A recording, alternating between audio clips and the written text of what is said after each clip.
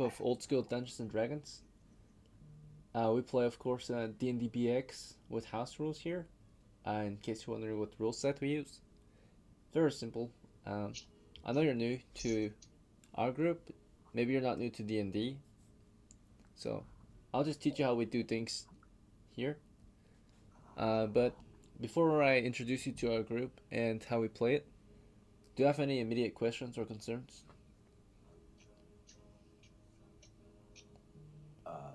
I'm just gonna figure it out as I go, I guess. Okay, sounds good. Yeah, I'll tell you everything you need to know. So, Sure thing. yep. The idea is that when we play D&D here, we play to tell stories of parties of adventurers. Adventurers are the focus of the game, telling their stories on how they go out to hunt monsters and treasures for gold and experience points in the medieval world of Dungeons and Dragons. And to play, it's very simple. Once you create your characters, the game begins with the Dungeon Master describing to you the situation that all your characters are in. And from there, every player will have a chance to choose what the characters will do.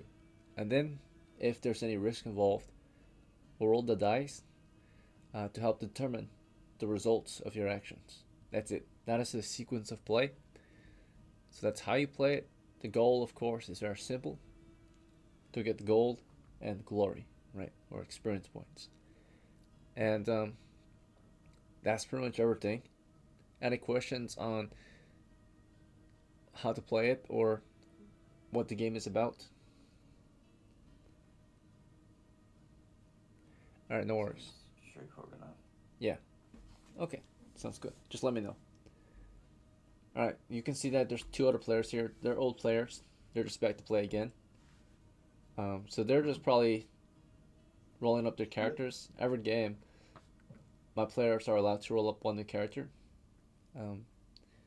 So that's what they're doing probably right now. But you are new, so I'll help you roll your first character. So that's what we gotta do before we can start playing. Alright. The first step for you to roll your character is to go into the dice rolls channel.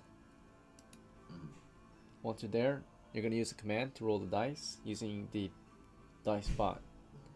The command is going to be /roll space 6 space 3d6. And basically, this rolls 6 sets of 3 6-sided dice.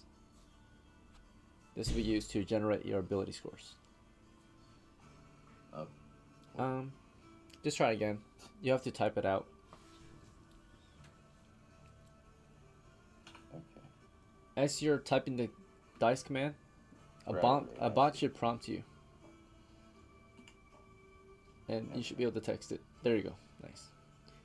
So these are your ability scores and reflect.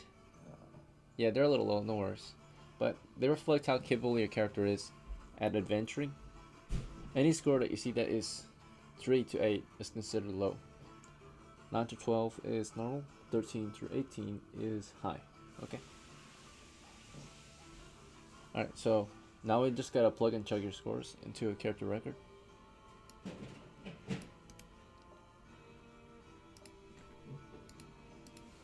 So I'm gonna do that here on my screen. You can do this too if you want, but it's not required.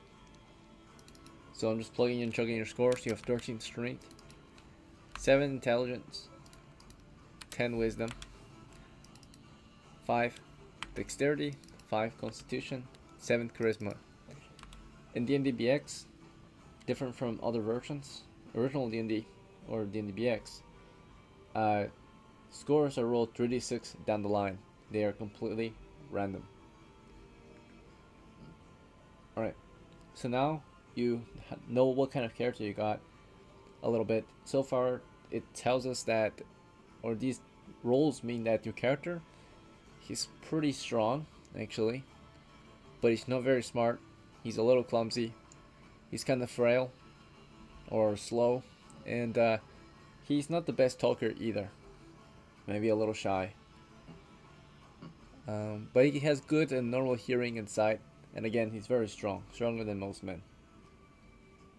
So now, Do you have any questions or concerns about your scores before we continue? No, sounds okay. Okay, sounds good. So you can see we completed step 1. Now step 2, you choose your class. So I'm going to show you a list of classes you can choose from. Alright, here's the basic rule set. So here are the classes: Thief, Magic User, Halfling, Fighter, Elf, Cleric, Dwarf. Here's a chart of the different classes, so you can kind of see them. But before you pick, I'm gonna recommend you certain classes due to your, or based on your ability scores. And because you're so strong, I have to recommend Fighter to you. The other best option for you is Cleric, due to your decent Wisdom score. Yeah, I wasn't sure if there was a Barbarian, but Barbarian? Yes. It would fall under the Fighter class, yeah. Yeah, okay. Fighter did. Yeah, sounds good. So, yep, Fighter is basically also a Barbarian. Basically, in the old days, it's very simplified. Anyone who used magic, there's no like specialized or anything like that. Anyone who used magic is considered magic user. Anyone who fights is fighter. So knights, barbarians, mercenaries, they're all considered fighters. I see. Yep, very simple. Okay. So next, you're gonna roll hit points, which is step 3. Fighters have 1 to 8 hit points. Their hit die is 1d8. So in the dice rolls, you're gonna use the command /roll space 1d8. Yeah, 7. Nice. 7 is considered well above average for a fighter. Unfortunately, due to your low wisdom or your low constitution score, you actually have a -2 penalty. So you're gonna start with 5 instead. Hey, still not bad. Yeah, the average fighter only has 4, so yours is still good, despite the low con. Alright, next step is to roll your copper pieces so you can buy gear. So for that, you're gonna use 3d6 /roll space 3d6. Nice. Alright.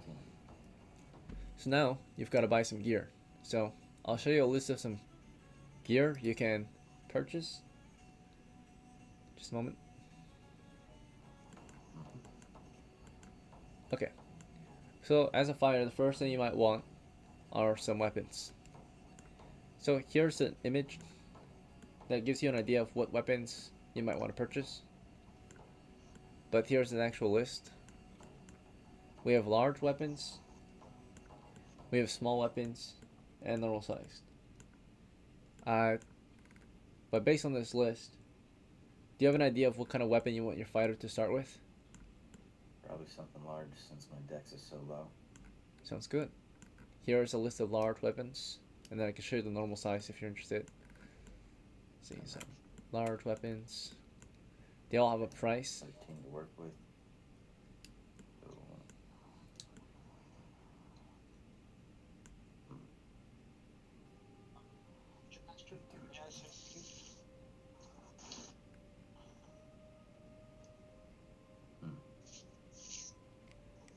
So, I think we'll go polearm. Alright, very good choice. So, you're already issued some starting gear. You own a helmet, a set of clothing, and 13 copper pieces. You'll spend 10 of those coppers on your polearm, so you have 3 coppers left. This polearm could be any kind of polearm that you can imagine, whether it be a halberd, a bardiche, or a poleaxe. It's your choice. But for now, it's just considered polearm until you're ready to pick. Let's see. We'll say halberd. Sounds good. Hell yeah, halberds. So, you've got a halberd.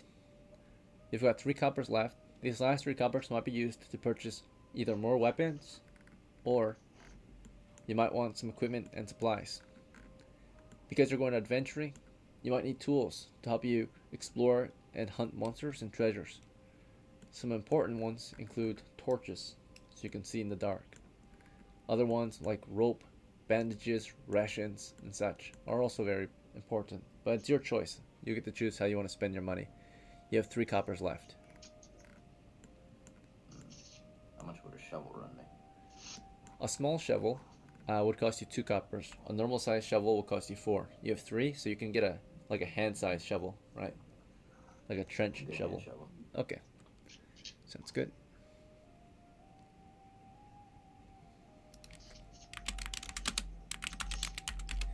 You have 1 copper left.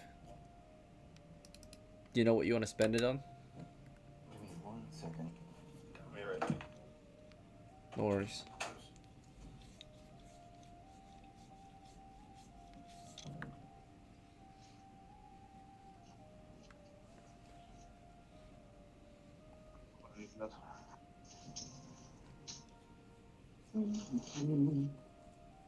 I hope we have a good game. I hope we have a good game today.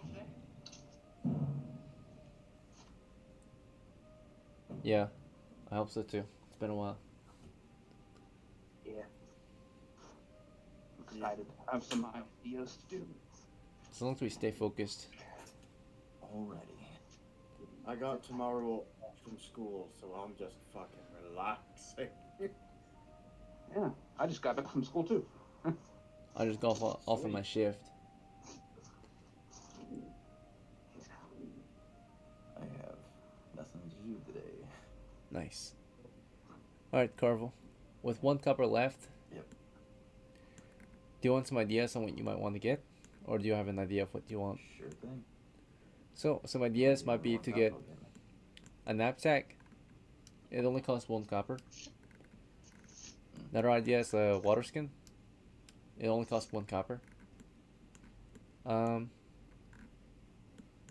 see. You can afford pouch if you want for 1 copper. You can afford some iron spikes for 1 copper. My recommendation though, first and foremost, would be some type of bag. So that way you can increase your carrying capacity. Because right now your only carrying capacity is your belt and hands. Yeah, we'll grab the bag. Alright. This is a knapsack. The difference between a knapsack and a sack is that a knapsack may be worn. It has a drawstring and you can wear it. Okay. That's what you have. Alright. Final step to creating your character is choosing a name. What would you like to name your first character? Griff. How do you spell it? GRIFF. Sounds good. Griffith. Wait a minute. Not Griffith. No, that's what a person named Griff would say. I don't know about that. I think. Alright, Just that's good. propaganda. Griff was a pretty normal name in medieval times. Griffin as well. Alright. Let's see.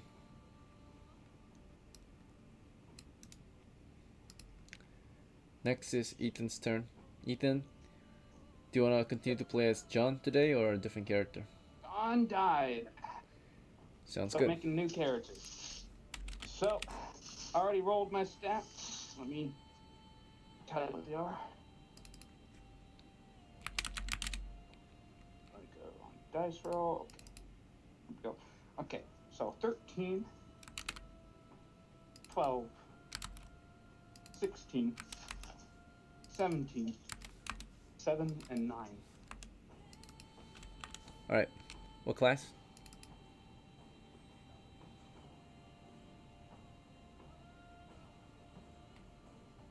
One hit point and 13 coppers. Unfortunately. What class?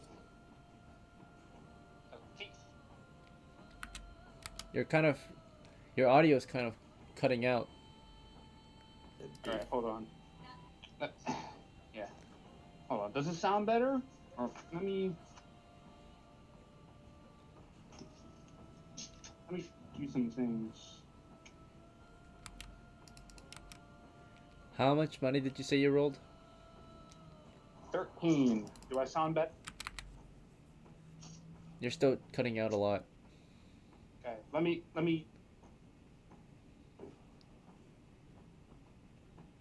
All right. Do I sound better? I'll let you know. For now, it's all right. All right, perfect. Because my phone was in my pocket. My phone does not like when it's in my pocket. Anyways, so at 13 coppers. All right, sounds good. And what kind of gear do you want to start with? Lockpicks?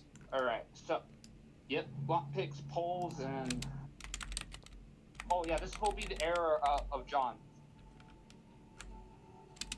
He died.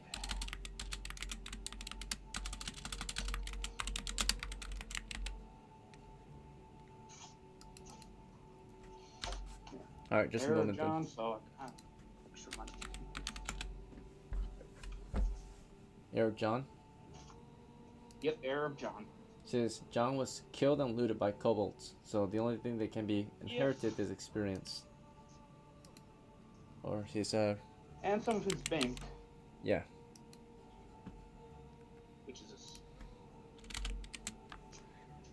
a lot of money. What's your new character's name gonna be? Old school. Okay, sounds good. Because John is a mistake of a name. Way too many people do it. Yeah, I don't really appreciate when they do that. Then it gets confusing on whose John it is. Yeah. Yeah. It was a bad idea.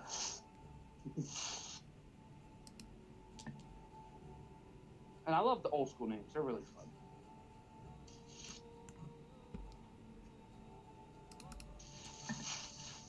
Alright, your character's name is MICHMIL. So it's gonna be MICHMIL. M-I-8 or M-I-C-H-M-I-L. MICHMIL or MICHMIL? What the hell is it? No. Yeah. Alright. Let's see. You get to inherit 41 coppers. On top of 100 from the experience, so 141 plus 8 is 149. Mm-hmm. Alright, what Perfect. additional gear would you like? So, I would like a short sword is a normal weapon, right, in this game? Or is it small? Can't remember. It's a normal sized, yeah. It's Normal lightweight, size. normal. So I will. Yeah. I will get a short sword. Okay. And I would like to get myself a short bow with all the stuff that's needed. Sounds good.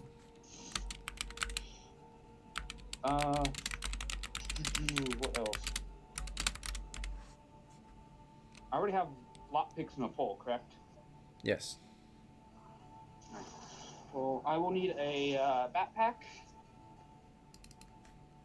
Okay. And I want a Gambleson. Alright.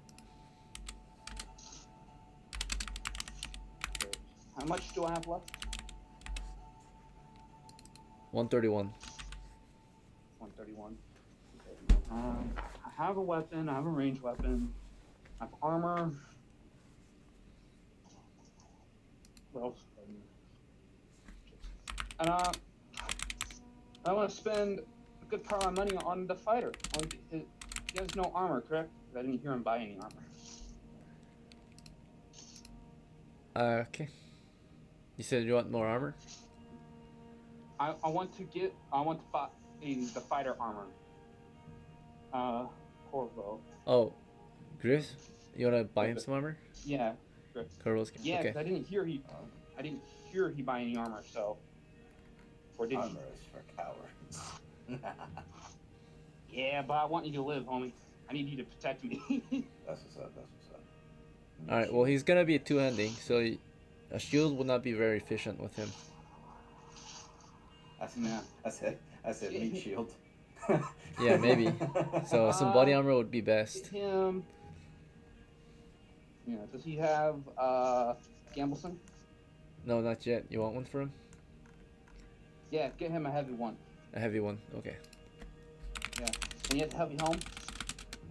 Sure. Make it from the home. So, how much do you plan to play with us, Polo? This is a decision. This will determine how much armor I'm going to give you. He just poached me from a fucking server, so I don't know. No, fuck it. Buy him some fucking mail. All right. Oh. Chain armor. Sounds good. Yep. I'm making sure you're going to keep me alive, buddy. Sure thing. And I'm pretty sure that's all. That's all the armor you need. Alright, at least I can forge for you. All right. 66 How much left. coppers do I have left? 66. left. We need torches. Buy me torches and tinderbox. Okay. And I think that's it, right? Because I got the pole, torches. I got a short sword. Yeah, I'm all good. And bank the rest after all that.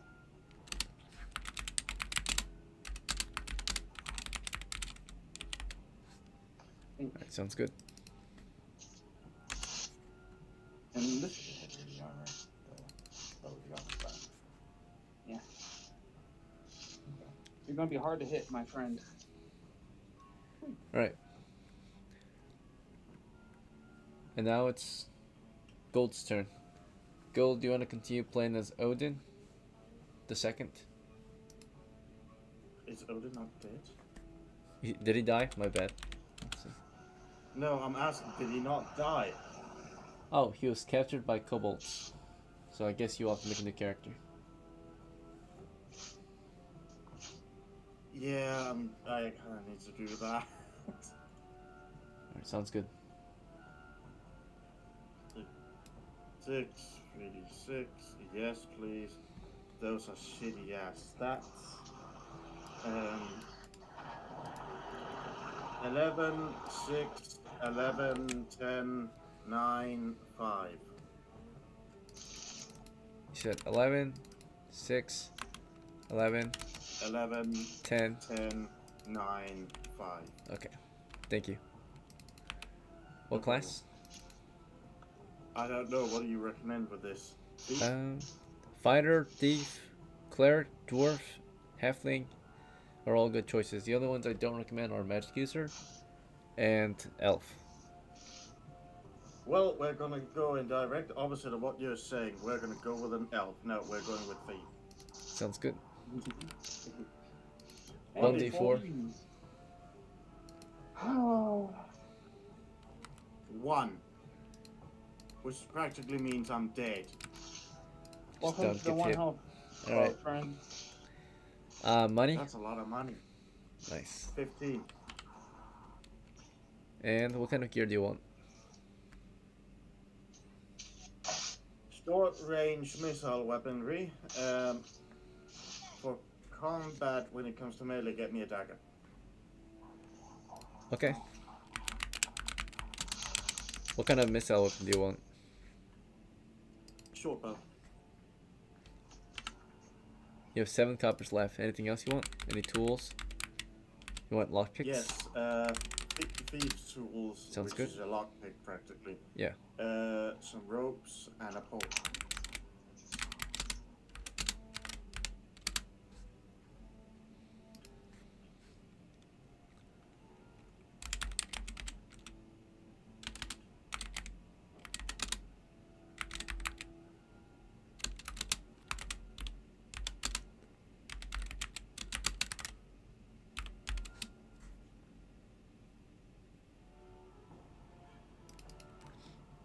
Alright, you've got 2 coppers left.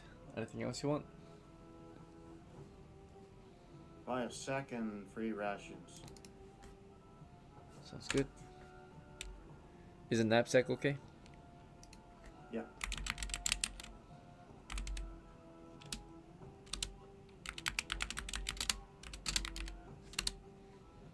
All right, and what's his name gonna be? Let's go the old school way. You roll something. Okay.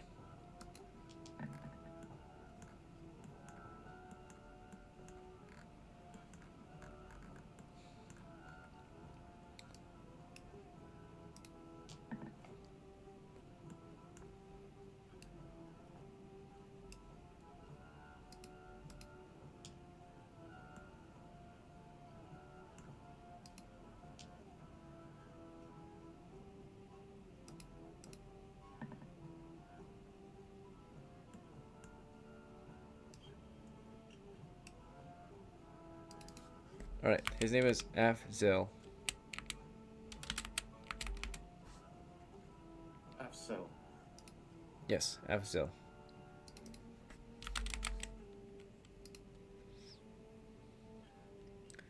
All right, so we'll have finished preparing your party for an adventure.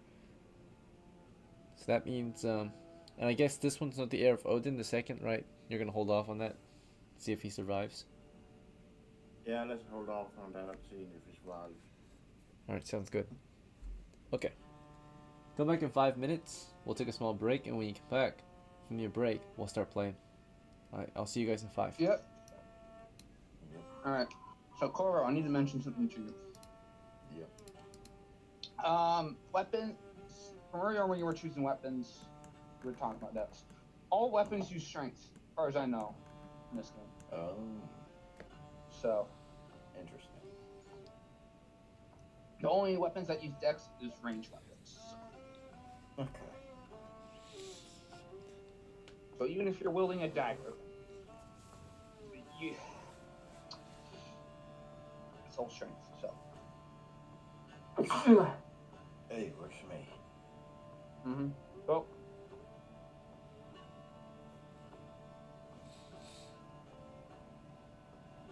And I am doing a very big gamble on you, homie. So. Bought you chainmail. Yep. Appreciate it.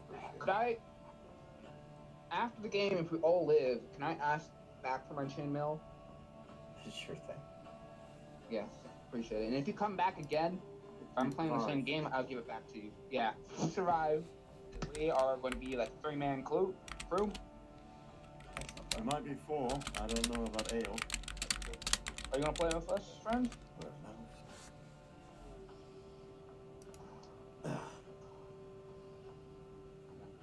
Me some cheeseburgers outside. It's quite lovely. Mm-hmm. And thank God all the gnats are staying away from my food. Oh yeah, man. You know, Ale should have. We'll just got update. Try again.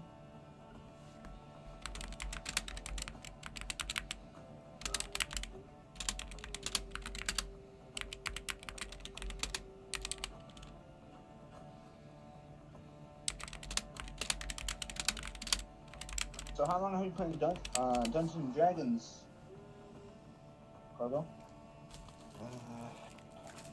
Well, not too long. Started off with Baldur's Gate 3, then I've been doing the campaign with some... Oh, you're one of those people. I've been starting with some old friends doing a campaign. Been going on for about a month or 2 now. Glad you're here. Good to be here. It's really fun, but it's also really hard. So How long does it last usually? about 3 hours. 3 hours for just one session? 1 to 3 hours, yeah, per session. Yeah, we have a due to the master being in the military. We have a little bit shorter. Oh, DM for service? Yep, as far as I know. Oh shit. He's in Japan right now, I think. Let's see. Fucking bee. I don't like bees. Hold on. Hate bees. bumblebee, but it's still a bee. Left me alone. I'm gonna sit that down. Yeah. So my job and Gold's job is going to be clearing out areas for you. Your job is to kill everything, all right? Fortunately, man. Point me in the direction I will kill it. I will slay you. Leave it. Yeah, we're going to be fighting kobolds, so not very much demons, but the dogmen, so. Works for me. The plan is, today we're going to go to the south cave again, and we're going to go to a different direction than usual.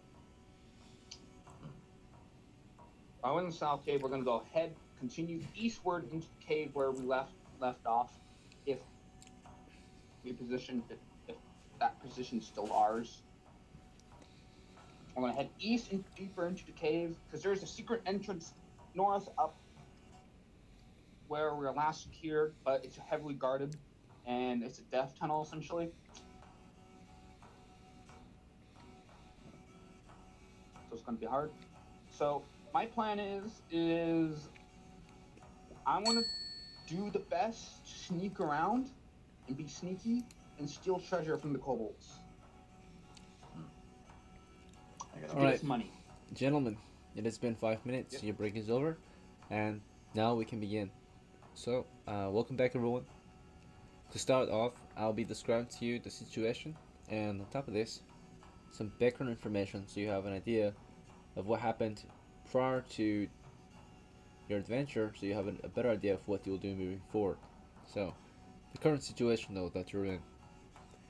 Your party of 3 have gathered here in the small town of Deln, which is a coastal settlement along the frontier, right? You're recent arrivals. Some of you are of old households, some of you are of newly made households, right? Such as House Corvo. It's a household that has recently established itself, right?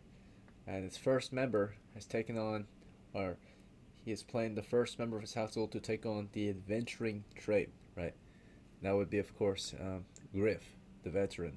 First level fighter, just finished his first campaign in the military, right? And now he's out trying to hunt monsters and treasures. We have another, everyone else in the team is new, but from the old house of Ethan, we have MICHMIL, the apprentice, right? Prior to this, he was an apprentice, right? Tradesman. Maybe didn't make it far enough, and now he's here to hunt monsters and particularly treasures as a thief. Same with AZFELL, right? 2 thieves in the crew. Thief is, of course, usually a derogatory or bad name or job to give yourself, but when it comes to adventuring, it means something else, right? As an adventuring thief, you're here to hunt treasures. You have the skills needed to steal and loot the treasures from the monsters, right? This is So our names are not really wrong. Yeah. As a fighter, you're here to help fight, right, and defend the crew. But you have taken on the job of adventurer. It's not a very safe or common trade. About only 1% of the population, or 1% of the 1% of the population that typically gets involved with this. In times of war like this, though, it becomes a more common trade for of course, anyone desperate for coin to take on, including yourselves. Every day is a challenge and a risk on its own. And before I even start today, we'll actually have to do disease checks to see if you guys caught anything in the town of Deln, right? Every day you could die of disease, you could die of starvation, or of course from violence. You're taking on a very violent job, naturally. You're here in the streets of Deln looking for work, and you found some recent clues on how you might proceed and begin your hunt for monsters and treasures. You've heard that the recent crews in the past have visited lands to the north and east to hunt monsters such as these small demi-humans known as kobolds, they're wicked dogmen, or to the east where they're greenskins, very dangerous foe, right? Gruesome, brutal bullies or brutes, right, of demi-humans. They're all kinds of forms or shapes, right? Goblins, orcs, and hobs. Um, but here in the town of Deln, there's still work to get done, right? There's war surrounding the land. There's always work to get done, right? It is a full day in October, and you can imagine you're probably gathered here at the tavern this morning, looking over your plans and maps and trying to figure out exactly what you might want to try as a small team. And of course, you've heard of smaller jobs available for your crew to employ on. If you want to go straight into dungeon delving, you'll make your way north and begin helping the campaign against the kobolds and clearing out those caves. It's ideal for smaller teams or low-level crews, right, to try to hunt these smaller wicked dogmen out from our lands to the north, right, so we can clear those hills for good. But of course, there's still other jobs you can do here in the town itself, right? Let's see. With that said, I've given you the situation. You're in the town of Deln, sitting at the tavern, going over plans and maps, and finalizing the exact one you want to take on. I've given you some background information on what happened in the past, what you will try to do moving forward. You can continue what others have done, which is most of the crews have visited or journeyed north to the front lines, right, to fight these kobolds off, right. Your lands are to the north and east are inland, right, into monstrous or dangerous territory. The coast has become dangerous too as of the recent months. Pirates have gathered along the southern shores. So Down's armies are to the north, though, mainly. If you want to continue to the front line, there's many fronts, but most low-level crews will travel either north or east, unless you want to try against pirates to the south and west. Be pretty dangerous, though. Yeah, we ain't ready for that. Maybe in the future, but we're gonna go north, do Kobold Cave. Kobold Caves? Alright. Up. So, to the north, there are the Kobold clan, called in the south the kobolds of the Golden Horde, out here in the open steppe. And among the grassy hills, there are caves that you'll visit. The caves have been cleared to some extent. The grasslands are no longer in their control, and the kobolds are losing this war. All they've got left are their caves. And it's our job to clear them out for good, to force them into a surrender, to clear them out from the caves, right, or drive them deep enough and far enough under to the point where our lands are secure once again, and they might not climb out and raid the surface, anymore, right? So, if that's the case, let's see. Yeah, that's what MICHMILL says. AZFELL and GRIFF, what do you think about the situation? You're looking over the maps and plans, and MICHMILL says we should go, hunt kobolds today. What do you guys think? I say that's a wonderful idea. Lovely way to start off my adventure. Yeah, I think so. Let's go with it. That sounds good. So you've all made a plan. You've agreed to travel north to the kobolds. The usual course of travel is to take the road across the river and then venture north across country through the plains until you reach the road again and follow it northwest until you get to the crossroads and follow it north to the hills, among which you'll find the caves. That is the usual course. If you'd like to take a different course of travel, please tell me. Otherwise, we'll begin traveling using the normal course of travel. We're using the normal course. Sounds good. Normal course seems safest. So you've all made a decision that you'll travel the road northeast and use the normal course of travel, or the usual that most groups use. And you find yourself leaving the town of Down around 8 o'clock in the morning after breakfast, after plans. For breakfast, you had some rations supplied to you by, of course, AZFELL. He had 3 rations on him. He fed you guys this morning. Also, this morning we had to do a disease check to see if anyone caught any sicknesses overnight. Let's see. So, 1 in 20 chance. Alright, everyone just has a 1 in 20 chance. Let's see. Clear. Alright, so you woke up. You all are fine. You've been fed. So you did not die of disease. You did not die of famine or violence yet. Yeah, you begin your travels along the road northeast. You left the town. You made it out through the countryside, past the villages, onto the road. The lands around you are barren, just tall grassland, right, for miles east, north, and south, right? So, or miles ahead, it's just tall grass. So you're marching, you're rocking across the bridge where a major river continues through the steppe here. The river is low and it's lightly wooded along the shores, but otherwise, past this river that flows through the great plains here, you'll continue through grasslands northward.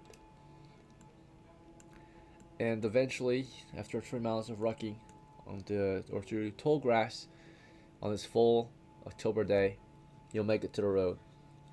But for every hour you're traveling, there's actually a chance for any wandering monster encounters. So we'll check for those. Very low chance. It is in this case, per hour, it's 1 in 48 chance in the grasslands. 2 ones will indicate an encounter.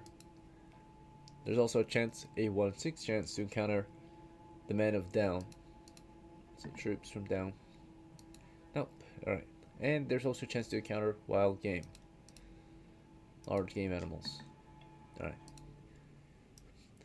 You've safely traveled through the tall grasslands, onto the road northward, down the road, to the siege camp just south of the grassy hills among which you'll find the caves. So you're now, at 9 o'clock, you're marching up to a siege camp, right? It is a small fortress of sorts, right? An encampment built on or among the hills to the south, just outside of the southern cave entrance, right? So you approach the hill on top of which a siege camp has been made. It is an entrenched and dugout position at the bottom or the base of the hill, and at the top of the hill it is a wooden walled or wooden fenced, of course, camp. As you approach it, you can enter it or you can go around it and toward the cave itself. How would you like to proceed? We will enter the south. South cave? Alright. Your team of 3 makes their way around the hill, around the siege camp, and toward the southern hill, and eventually to the south cave entrance. So there's a dozen or so hills out here, but among which there are a few larger hills, and particularly the largest middle hill is the one that has the cave entrances. So this middle hill is surrounded by the other hills that are smaller. One of those hills are used for the siege camp to the south, but you're approaching the largest hill among the grasslands, which is it is a hill that, of course, has entry into a very large and complex cavern system, among which the kobolds reside and take lair in. So have made a lair in. You approach the southern cave, and GRIFF, MICHMIL, and AZFELL, or AZFELL. You see the entrance up ahead. It's 10 feet wide. Cave entrance. There's stakes pointing inward. There's a small group of men who are guarding this position, but it is a lightly encamped position and guarded by some troops from Down. So some Down militiamen or guardsmen here, right, guard the entrance and, of course, greet and report to you as you approach. Right, they see the 3 of you approaching, 3 young adventurers, and the soldiers nod, say, "Good morning, gentlemen. Welcome to the southern cave entrance. There's little to report at this time. The kobolds have made little to no progress in retaking the caves that were cleared out by the last crew. Best of luck. If you have any questions or concerns, we'll try our best to help." Alright. So now that you're at the south cave entrance, it's your time or chance to get ready. So you can choose what you'll equip, and you'll organize a marching order, and of course you'll start mapping out the position, I suppose, as well. When your characters choose the map, the Dungeon Master optionally will draw out the map for you. You can draw your own maps too, but I'll draw a map for you as well. So from the entrance, you're drawing out the map. You're getting some tokens on your map to indicate your troop placement, right? So you can imagine your characters just outside the cave entrance, setting down a map and pulling out some tokens and pencils and or pens and ink, right? Quills and ink, and they're drawing up a map, right? Getting some plans going. So map out the positions of your crew with some tokens to represent the 3 of you. Let's see. You're all new characters, so we need a fighter for Griff. We'll need a thief-looking character for MICHMIL, and another thief for AZFELL.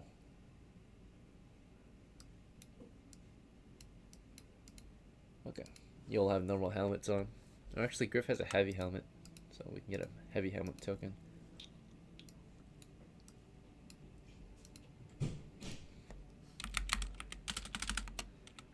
Alright, so before I let you guys freely discuss your plans before you approach or enter, I'll let you all decide exactly what you want to equip in your marching order as well, if you already know. Starting with Griff. So Griff, do you want to just equip your halberd?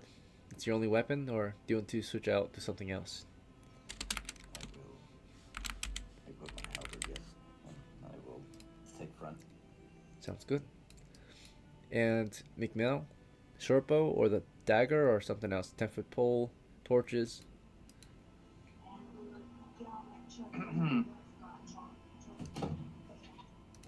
I take out my short sword and my 10-foot pole.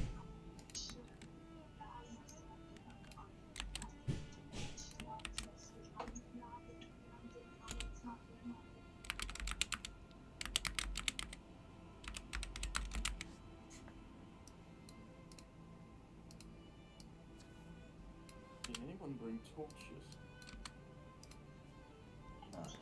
Alright. I said I bought some torches. Okay, cool. AZFELL, do you want to, or AZFELL, do you want to carry the torches? I shall carry a torch, yes, and have my dagger in the other hand.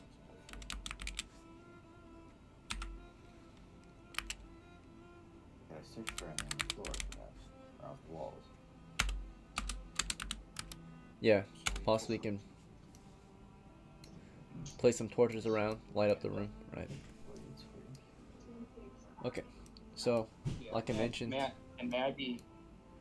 toward the front, sure. May I be in front? Yeah. Gotta make sure that our fighter doesn't die to a grenade. Appreciate it.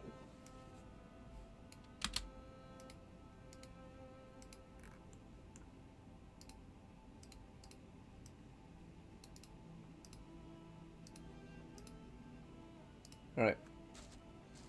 So imagine your party has taken some time to equip themselves, to get into a marching order, and to map out the area up ahead.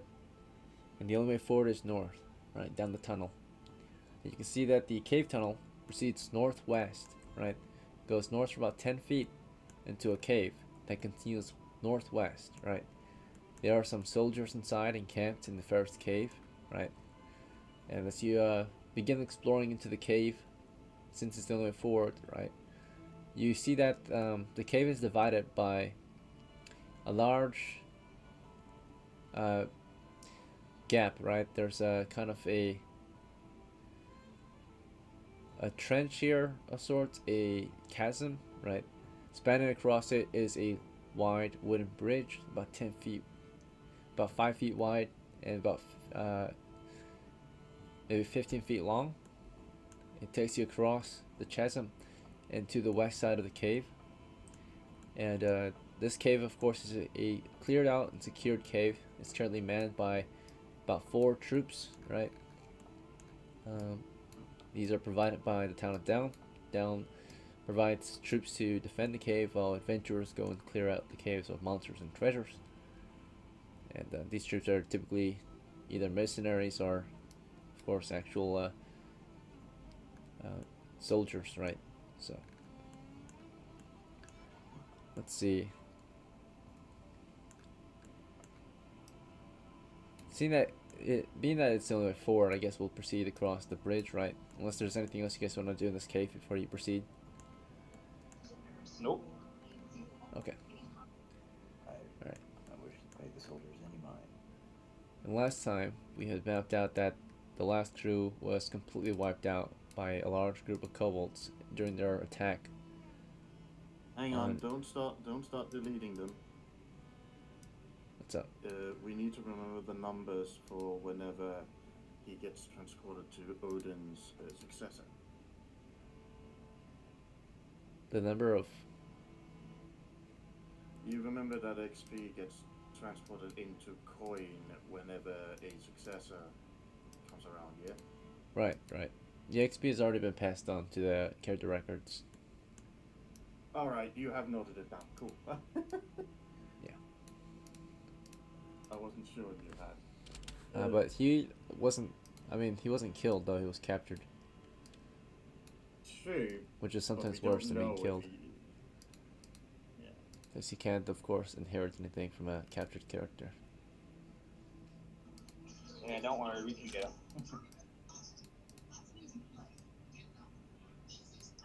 One hell of a fight, though. Alright. So, yes, that eastern area, we lost it, naturally, to the enemy. Or we never were able to secure it. Whether the enemy made a push since the last time we were here and attacked our positions, I'll roll for that real quick. See if they did or not. Any major changes to the far eastern area. But nothing to report in these, of course, areas close to the entrance. Alright. To find out, we'll do a 2d6 morale check. Right. So,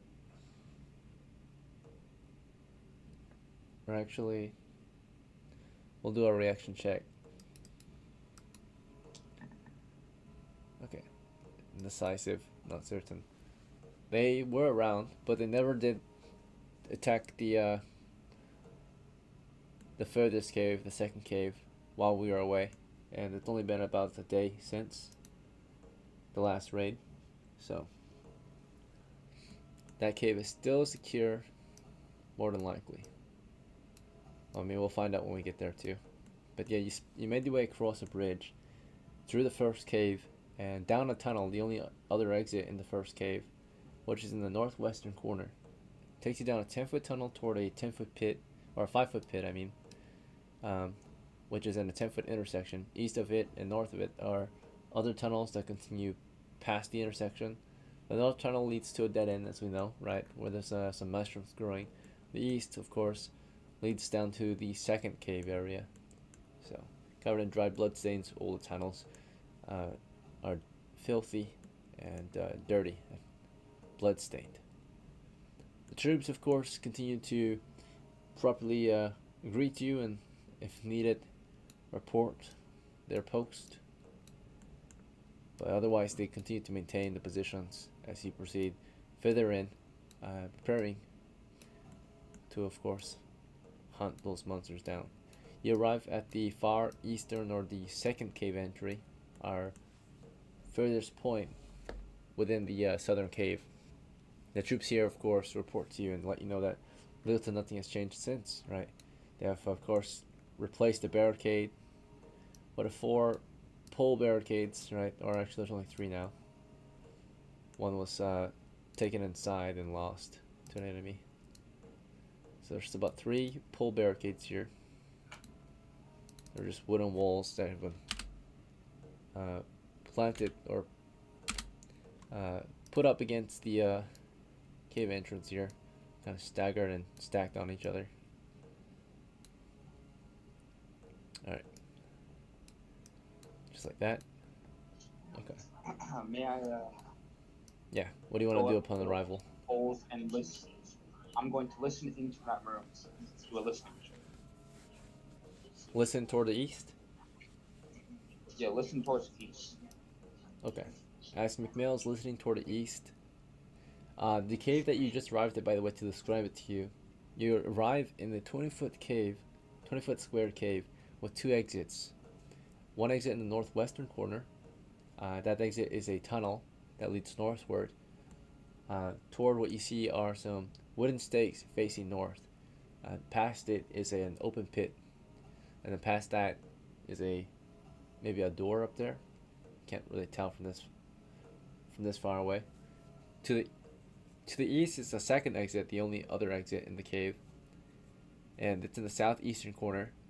Past it is a tunnel that continues east, but in between it and that tunnel continuing east is, of course, those barricades I mentioned. They are stacked on top of each other and have been staggered, and they're leaning up against the tunnel there, the tunnel exit, or the exit of the cave itself. There are two guards in here, one campfire in the northeastern corner, and they're just kind of standing their position, standing post. Okay, so upon arrival, as MICHMILL begins to listen toward the barricades, GRIFF and AZFELL, you heard the monsters, right? What would you like to do at this point? You don't see any monsters. MICHMILL is being cautious before he proceeds. Do you want to check out the north area? Do you want to look for signs? Do you want to just stand by, or is there anything else you want to do? You can also help MICHMILL. He's trying to listen for monsters before he proceeds. I believe I would go and assist MICHMILL, scouting ahead. Alright, so MICHMILL and GRIFF are listening for monsters past the barricades. AZFELL, anything you want to do in the meantime, or prepare? You've got the torch and dagger only at the moment.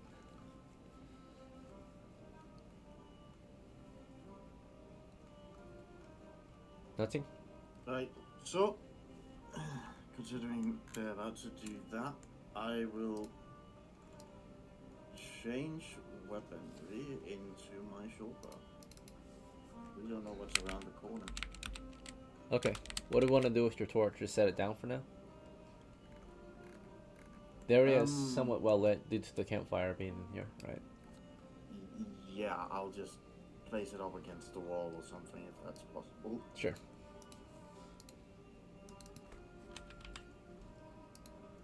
The area is very well lit, so. Alright. So MICHMILL and GRIFF, you carefully listen toward the east, and as long as there's plenty of time to listen, you don't have to roll for anything. So if you give it at least a minute, you can guarantee you're listening and able to hear any, of course, quiet noises, right? So typically, Daves have a 2 in 6 chance, so maybe about 30 seconds it takes them to actually hear any quiet noises. Quiet noises mean any noises that can't normally be heard unless you're standing still quiet, right? And actively listening for it, right? So in this case, you're listening for monsters, any signs of them, like movement, breathing, or anything like that, talking, whispering. So at the moment, just basic listening, right, past the barricades. You don't hear anything, so you're listening closely, you're listening carefully, and you're trying to hear past the barricade and for any signs of the monsters. And if you give it at least a minute, GRIFF and MICHMILL are certain that they can hear noises up ahead. Every now and then they can hear like a sneeze maybe, or a whisper, right? A scratch. There's definitely something past the barricades that indicate, enemy activity.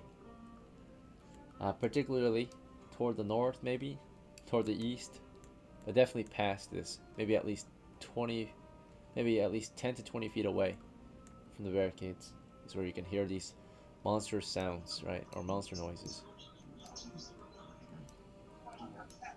Okay. I will back away from the barricade, back to the other piece. Griff, come with me. Alright. Good. So MICHMILL backs out. So, yeah.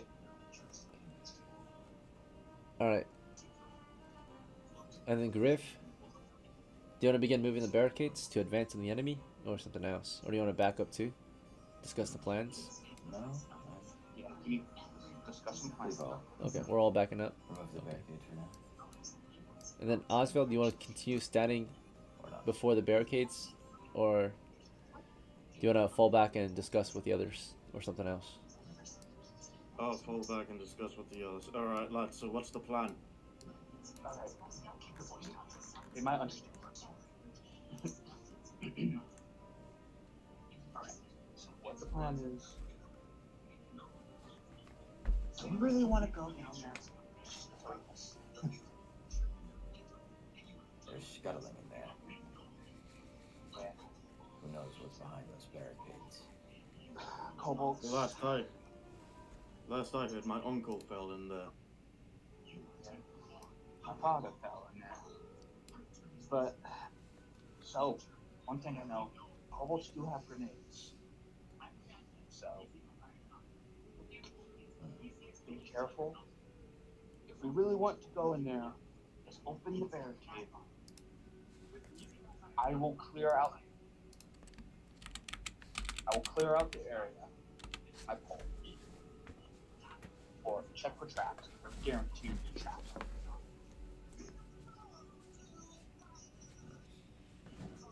But it seems like the enemy is way conscious, so we can't just sneak in there and just stab our swords in them. So, does anyone else have any other ideas? Isn't an option. Perhaps not. Well, I'm assuming you two have a plan for the grenades. Run away. That is the Run plan. away. Kick them. If they land beside you, you kick them. Amazing. Bad idea. The best thing to do is jump away.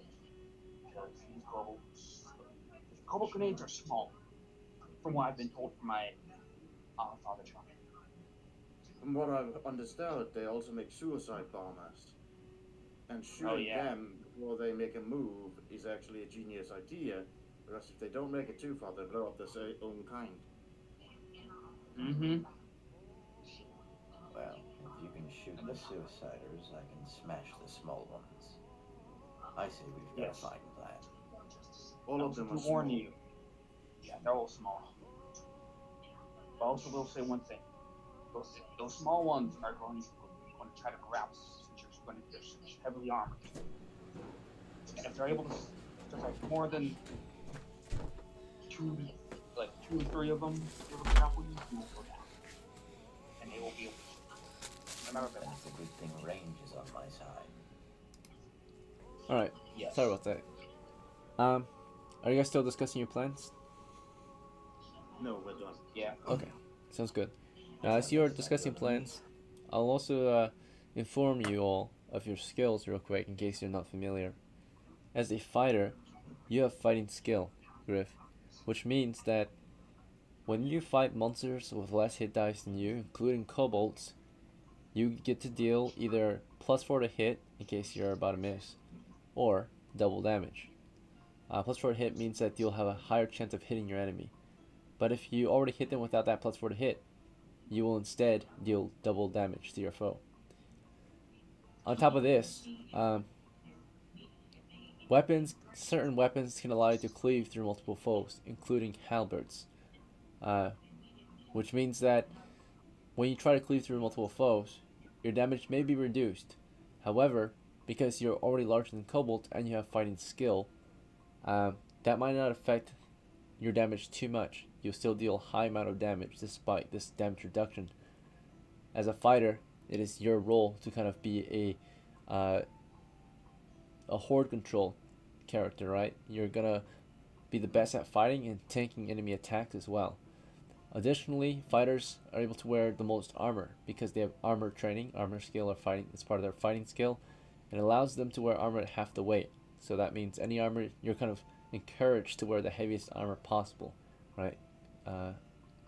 Because most characters don't wear the heaviest armor because they'll be too slow, and mobility is key. Without decent mobility, you are very ineffective in combat without other support roles to help you move and maneuver through combat. But as a fighter, you're encouraged to take on, doesn't mean you have to be heavy encumbered, but you are encouraged to take on heavier armors because you get that extra skill. For thieves, of course, when it comes to fighting, your main skill is backstabbing. You can also get partial backstabs. To backstab their enemies, you have to attack from either behind or unaware, right? Unaware means that they are not really paying any attention to you, right? They can't focus. So if they are distracted, if they're concentrating on fighting Griff and you're firing at them from the flank, they are considered unaware, right? So they're not actively able to defend themselves against you, right? They might be somewhat aware of you, but if they're not able to look and dodge against your attacks, you have the backstab bonus partial, right? If you fire from behind them as well, you get the full backstab. Backstab bonuses include +4 to hit and double damage no matter what level, right? Fighters can only do their fighting skill against monsters that are lower hit dice than them, lower level, right? So equal or higher, they are just a normal, they have a normal chance to attack and hit. Alright, so that's just to give you both or all an idea of what their roles are in the fight, right? If we do end up trying to hunt some monsters down. Of course, you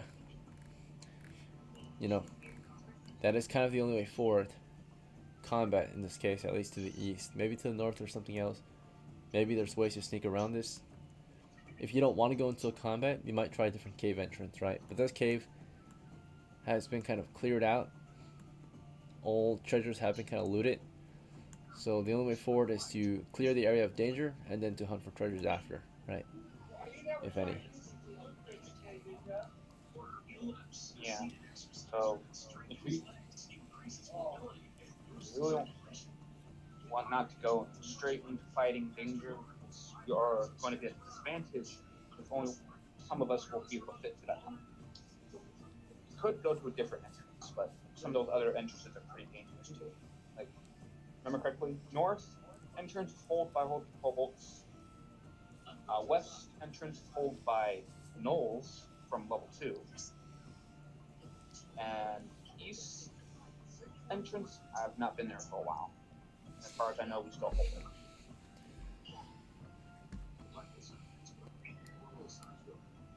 So.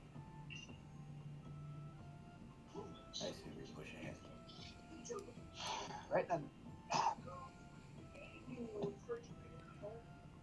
Right. Agreed.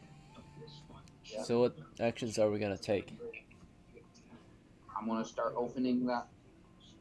Sorry. I will assist in moving the barricade. Okay, so Griff and MICHMIL start to open the barricades. The soldiers are in charge of defending the position. As long as it's within reasonable means of defending, right? So they'll stand by, ready to help defend it. They won't advance, but they'll defend. Griff and MICHMIL are pulling open the barricade. AZFELL, do you want to provide cover fire or something else? Bless you. Bless you, yeah. My grandmother. Right, so let's do this. Yeah, what are you gonna do? Were you going to stick in the back? I'm gonna Cover fire? Yeah. So when all of these moved, we don't know if there's anything behind it. There could be a kobold or goblin or whatever the fuck is in this cave nowadays, shooting back at us. Okay. Do you just But wanna? we don't know if they just immediately storm us. Do you wanna stand offset from the tunnel, or do you wanna stand, you know, directly before it, kind of, right? I'll stand directly before it. Okay, But you'll have the most. I would like to move the torch over closer to the entrance. Okay, sure. I could always just throw it inside once it's open. Yep, you can do that. Because the halberd, to use it is one. There's two hands, but to hold it is one hand, minimum one hand. So you can hold the torch and the halberd together. For now, if you're gonna move the barricade, you'll have to set these things down. So MICHMIL, if you're gonna open the barricade, you'll sling your pole and sheathe your sword. Griff, you can set your halberd on the wall and set the torch at the floor. As you guys start to pull the barricades out of the way. MICHMIL and Griff, do you plan to pull the barricades toward the north wall? Or, I mean, toward the North. northward to the east wall, right? Okay. Yep. So you pull the stack out, right, carefully, moving these pull barricades toward that wall. And then Griff can get ready to toss a torch in. So as MICHMIL moves the last barricade.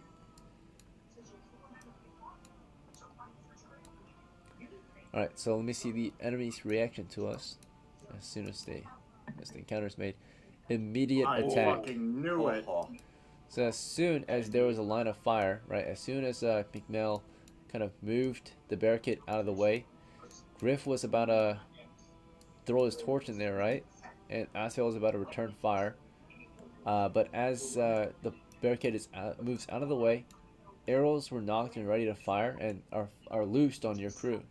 You cannot see the source of these arrows because it's too dark, but they can see you, right? It's well lit where you're at.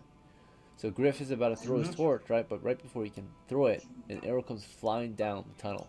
One for Griff, one for AZFELL, right? So Griff, you were... Oh, not arrows. Sorry, stones. Yeah. Yeah, stones. I'm like, oh no. Maybe they upgraded their gear, right? Let's see. After all those victories, they looted our guys. Okay. So, now most of our loot though turns into money for them, so they can fund their troops and bring more troops in to their position. So, basically, 5 coppers affords them an extra recruit. So. Yeah. Right. And this is where I died. So, maybe. Here comes. He will find out.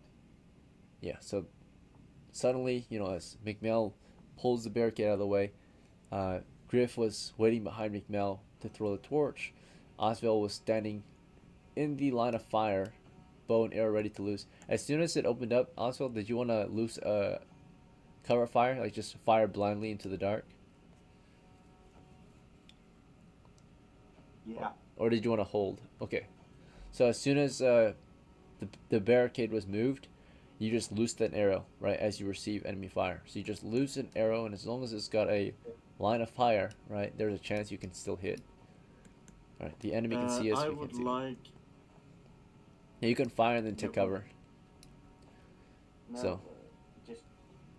Yeah. And Griff will, of course, step or throw a torch and then maybe take cover right after. So AZFELL, roll 1d20 as you loose your arrow down the tunnel, and you receive fire as well.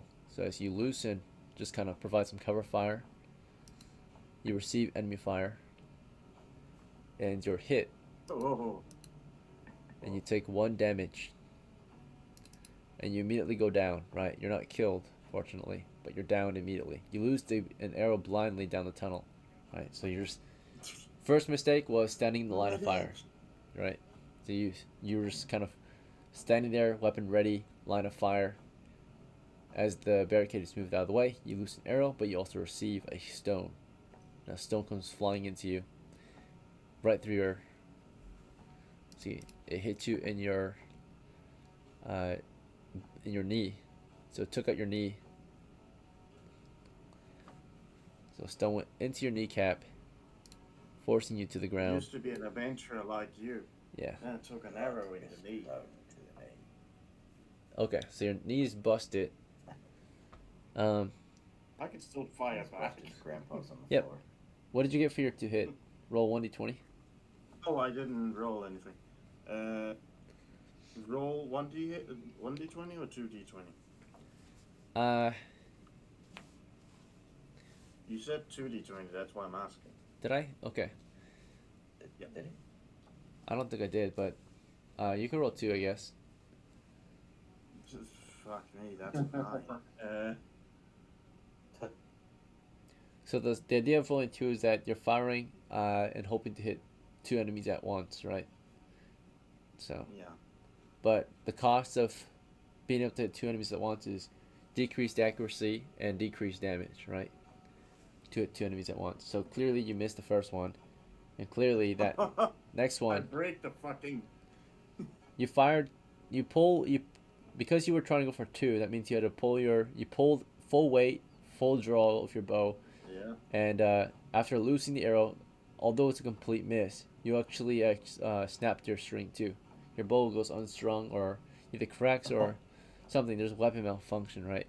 So already, full draw, full loose, and then of course you held it so long the arrow still went off, but the string also either snapped or came loose, right? So you have to repair your bow. So bow's down, weapon malfunction. Cover the entrance. We're And getting swarmed. AZFELL's at 0 hit points. He receives a I switched it, so there's no level. I don't think there's level drain anymore for this, but there is disability. No more level drain. Yeah, took it out. I posted in the announcements. So this injury was not a lethal one. It busted your knee, so it's subduing you though. So you're down on the ground. Your knee's busted, and they were trying to aim to kill technically. So you're bleeding out, but very slowly. So you're bleeding out from your kneecap. Blood is spurting out of your knee, right? Disabilities. Okay. You have a punctured kneecap. Punctured knee. And it's also bleeding. So unless you stop the bleeding, you could bleed out and die. Now, it's very slow bleeding. It might take about a minute before you bleed out and die, or longer. Okay. So bleeding, punctured kneecap, 0 hit points. I think that's all there is to it. Let me double check the house rule. It's also in announcements. Death below 0 hit point at 0 points, gain a disability, and save as death to remain conscious. Alright. Roll 1d20 to stay conscious from your injury. Otherwise, the pain throws you into shock and you knock out. You go unconscious.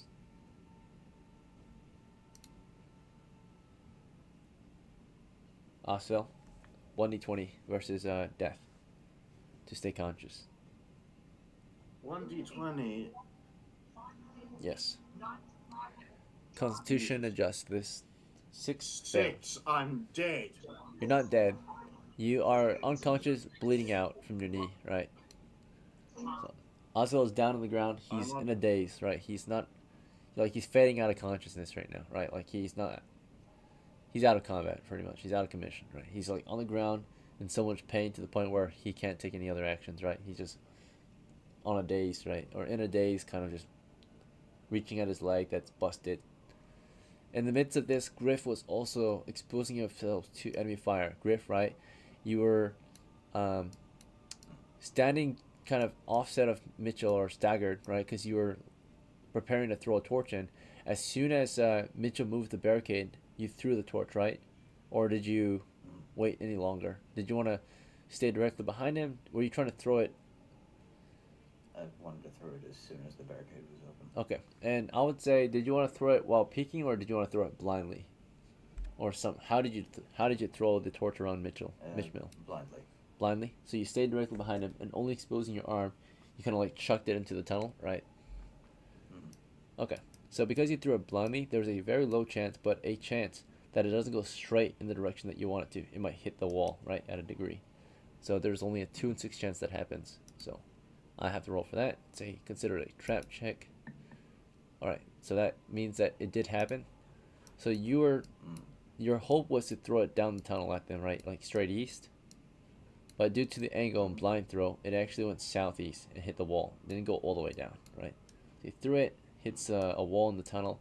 But because you blindly threw it, only your arm was exposed to the enemy fire. So there was almost no chance to hit you. Your enemy scored a 13 to hit against something like your arm. That's a miss. Yeah, you're fine. You're also in some decent armor. I need good armor. Yeah, quickly threw it, Make sure I get stepped that out. arm. Yeah. They try to shoot the arm that just was out for a brief moment, right? So it went right past your arm and down the tunnel. So we have received enemy fire. We have taken cover, right? We have moved the barricades. AZFELL is down. The enemy suppressed the position, right? 2 stones went down the tunnel. More to come, right? So MICHMIL, what is your follow-up move? I am going to retreat north, or I'm just going to move. Not, I'm just going to move north, northwest, behind Griff,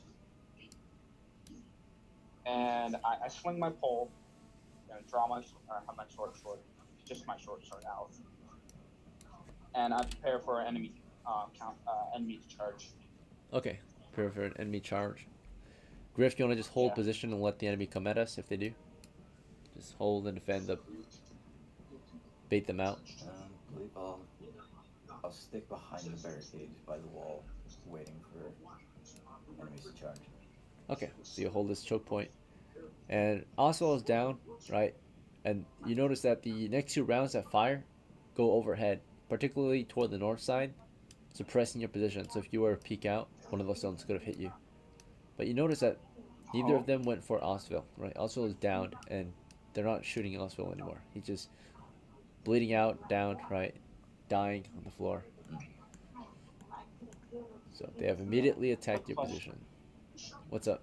Yeah. Quick question: what equipment do the mercenary or soldiers have? Do they have spears?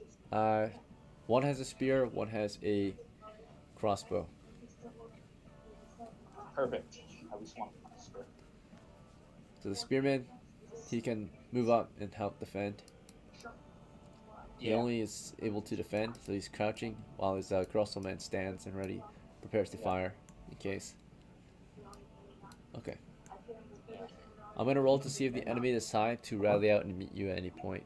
So we're gonna roll a morale check, and if they pass on this morale check, they'll continue to do their job, which is defend their cave. But if they fail, they'll break discipline and rush out to meet you and fight you instead. They pass, so they are defending. They hold, right?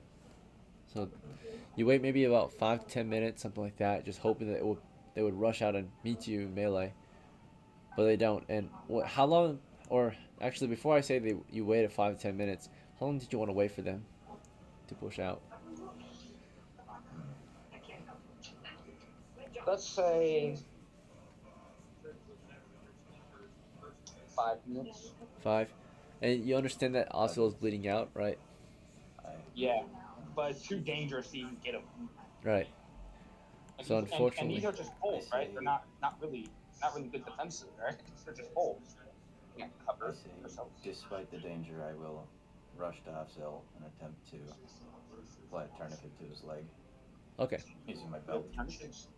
So you would want to move in to pull Oswald out of there, right? Drag him to cover? Yes. Now there is a safe means to do this, right? We have these pull barricades. So if you want, Griff, you can either rush into the open and take fire as you pull them out, or one of you can hold the barricades, right, and hold it out for someone can pull them to safety that way, right? This is a very good point. Yeah, no, yeah. All right, we could say that was mentioned by the guards, realizing Griff was about to head out. So they were like, wait, before you do that, use the barricades, right? And you almost got killed. Don't be an idiot. Right, Yeah. You know, They understand you're new, intelligence is so quite they're low, teaching you guys, right, how to be safe. Yeah. Let's see.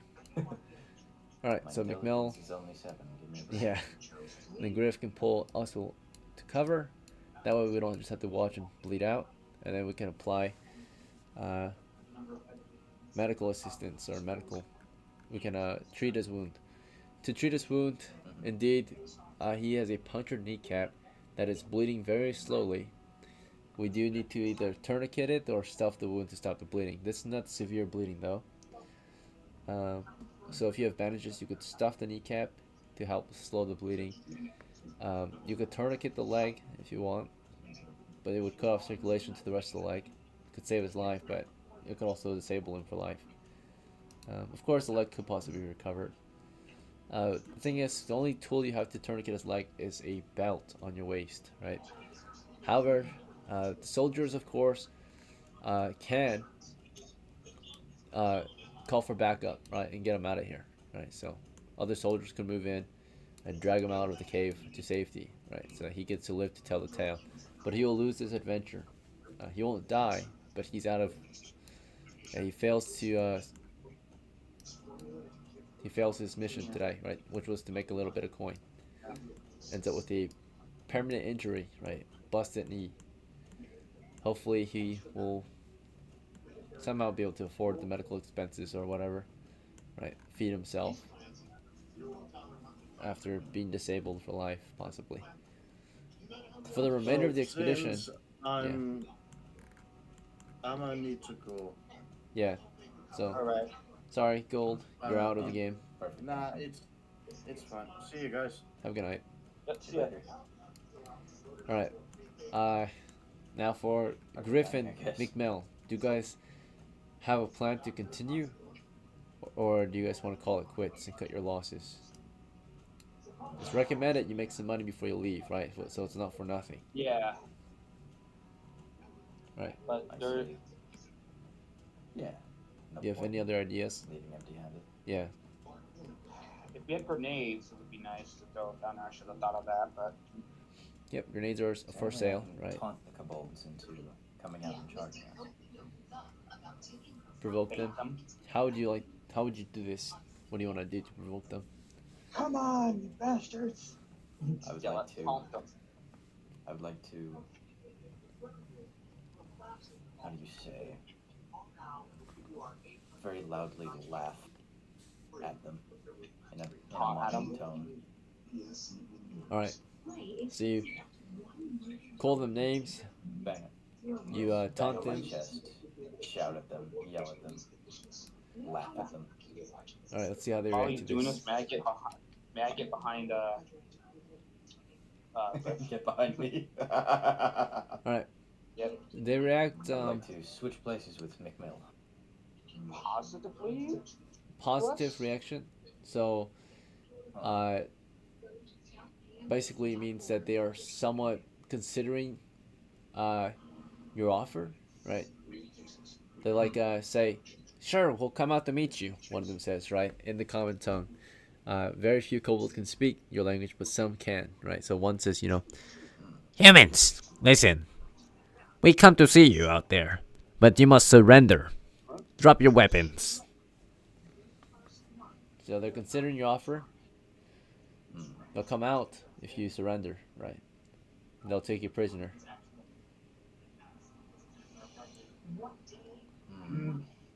Consider your offer, right? You said come out. They said sure, maybe. If you do this, right? Which is surrender. We're not surrendering.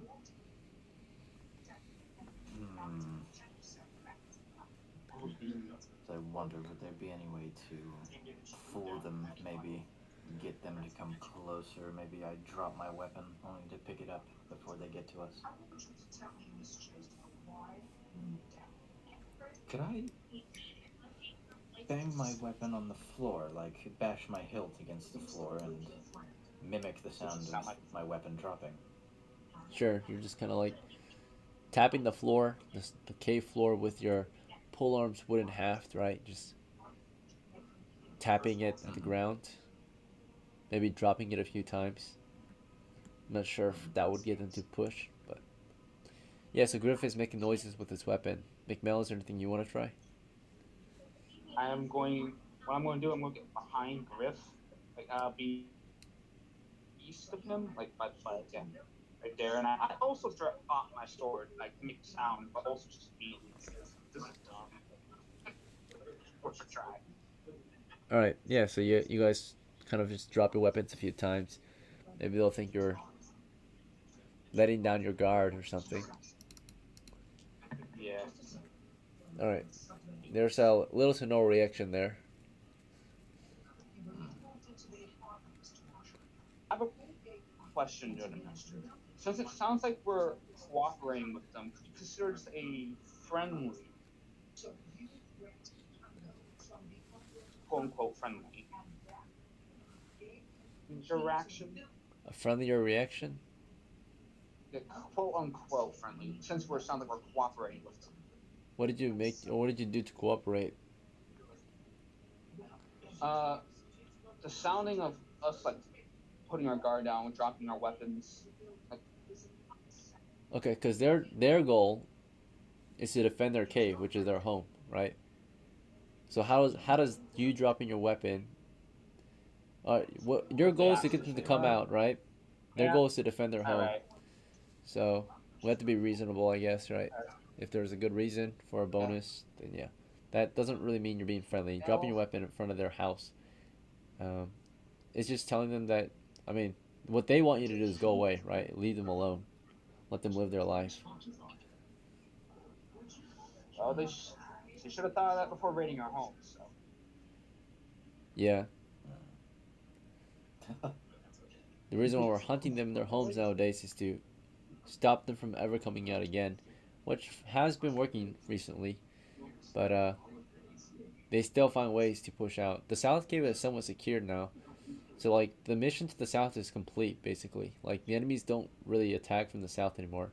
That's why it seems like this area is like, why are we even here, right? It's because it's already won, right? The South Cave is already won.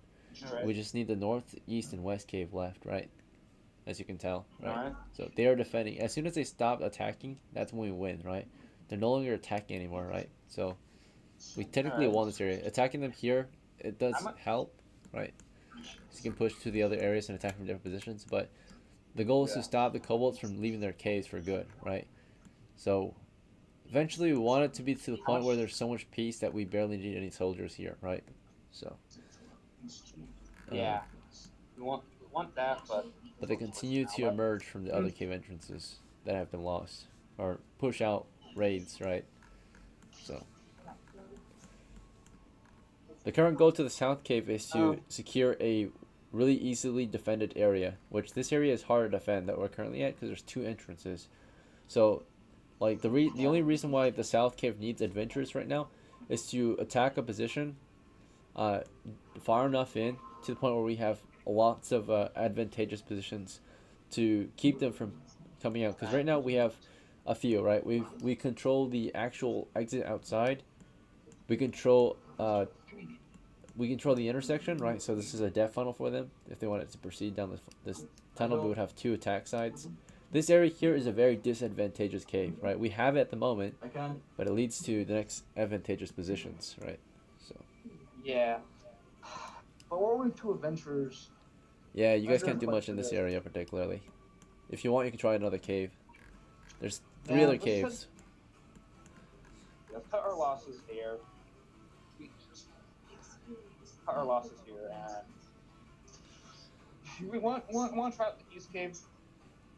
I mean, you can still advance. You have these pole barricades. You can use as shields, right?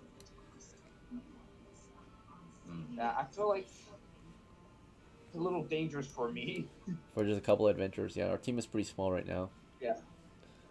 And like the guys, we can't really advance because the guys behind us only defend, so it's only two of us. So I think we should go to the east where I can do sneaky and do some robberies. Okay. Be thief. How much time do we have left? We've been playing for an hour and a half. No profit yet. Okay. That's kind of alright. We still have time. Okay, well, we are at halftime technically still. Let's take a 5-minute break, and maybe you guys can think of something in your 5 minutes on how you might proceed.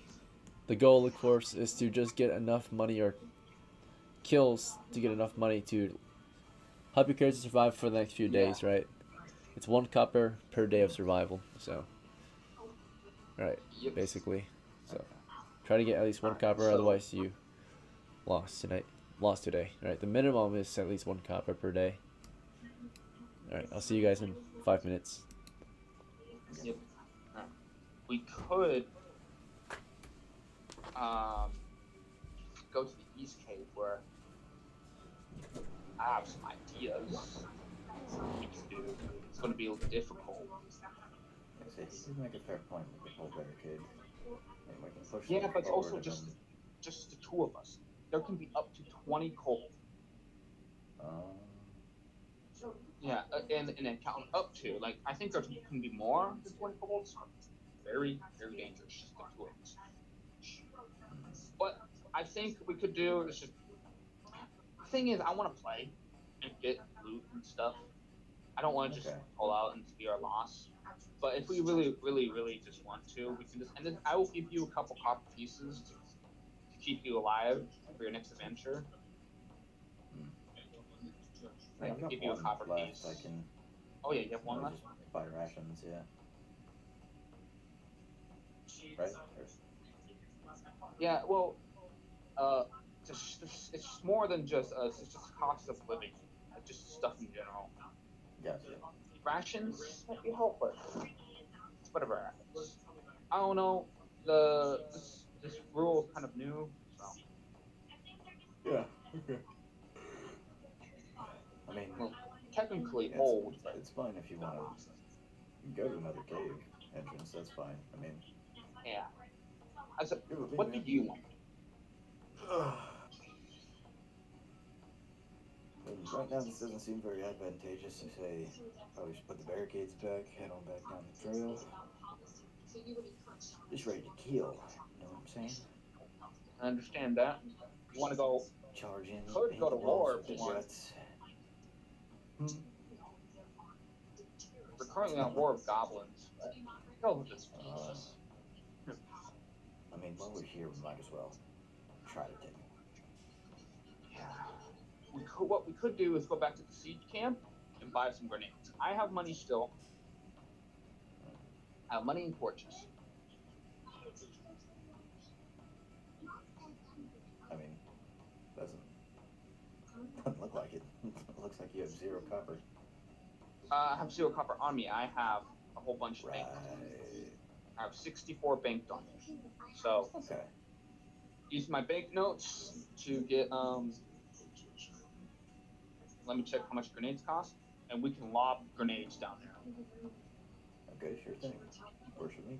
And we got that torch up, so depending on how long this Torch. takes, you know. It's gonna take a while, but that's what we could do. Might want to buy another just one. that If you have the money. I have 5 of them. So. Oh, then we're good. They come in 5s. So. Oh, sweet. List of items. Where is grenades?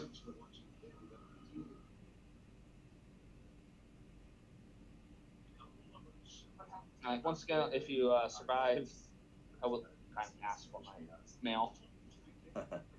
Yeah, that's no problem. Yeah. Okay, grenades. Ready? Where's the grenades?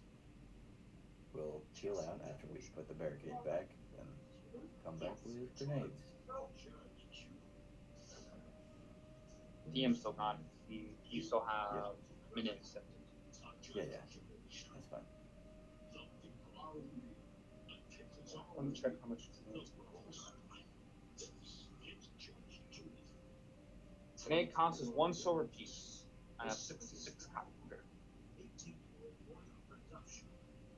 There was a 10% tax, so probably cost me 11.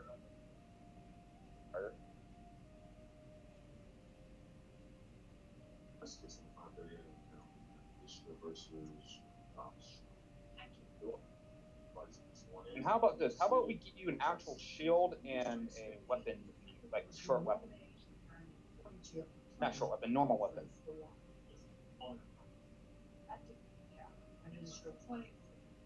Where you can fight close combat. If they try to get on you, I can also help you make sure they don't get on you.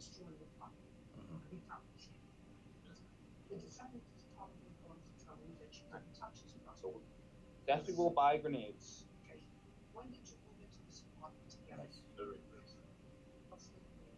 Just me. So there were 3. Yeah. I was a 3 that's in the park. Sure. How did you know the girls before that? On an Craigslist and other grenades in the past. Ding ding ding ding. Craigslist that I think that it needs it. Why do you need to get price? Because of the situation where I was in long time grenades and I didn't have sleep and it's party and I'm trying to get new situation. Better. Actually by yourself. Because which was your share of rent? For it was $666. My share. Okay. Who did not get the first one?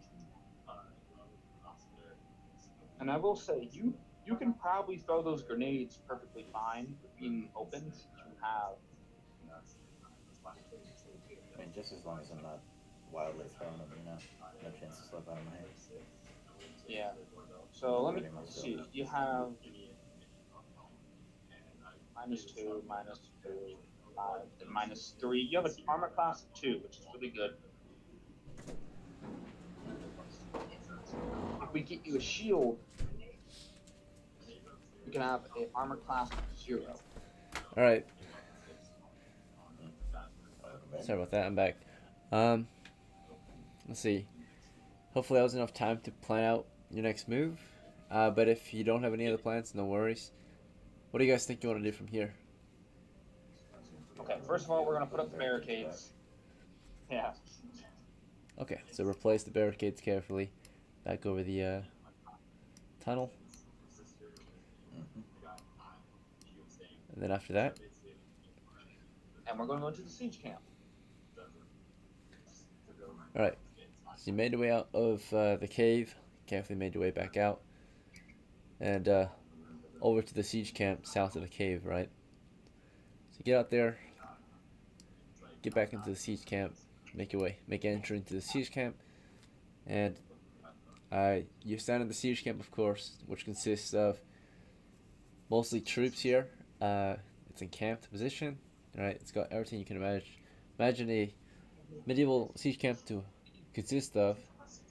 Is there anything particular you're looking for, or do you want to know what you could do here? I'm going to use my coppers to buy grenades. Grenades. Okay. So you visit the smaller market they've got, and you ask about purchasing siege equipment. They've got it available for crews looking to purchase siege equipment here. Take them into the dungeon. So grenades, they are twice as much here at the siege camp compared to if you were to buy them back in town. So it's 20 coppers for a grenade.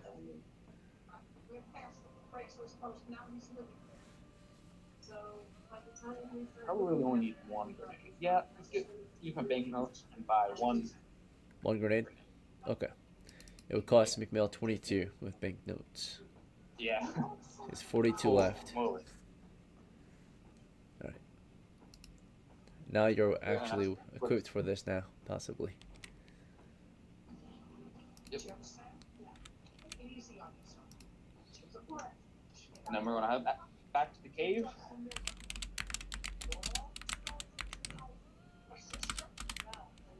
Alright, make your way back to the cave.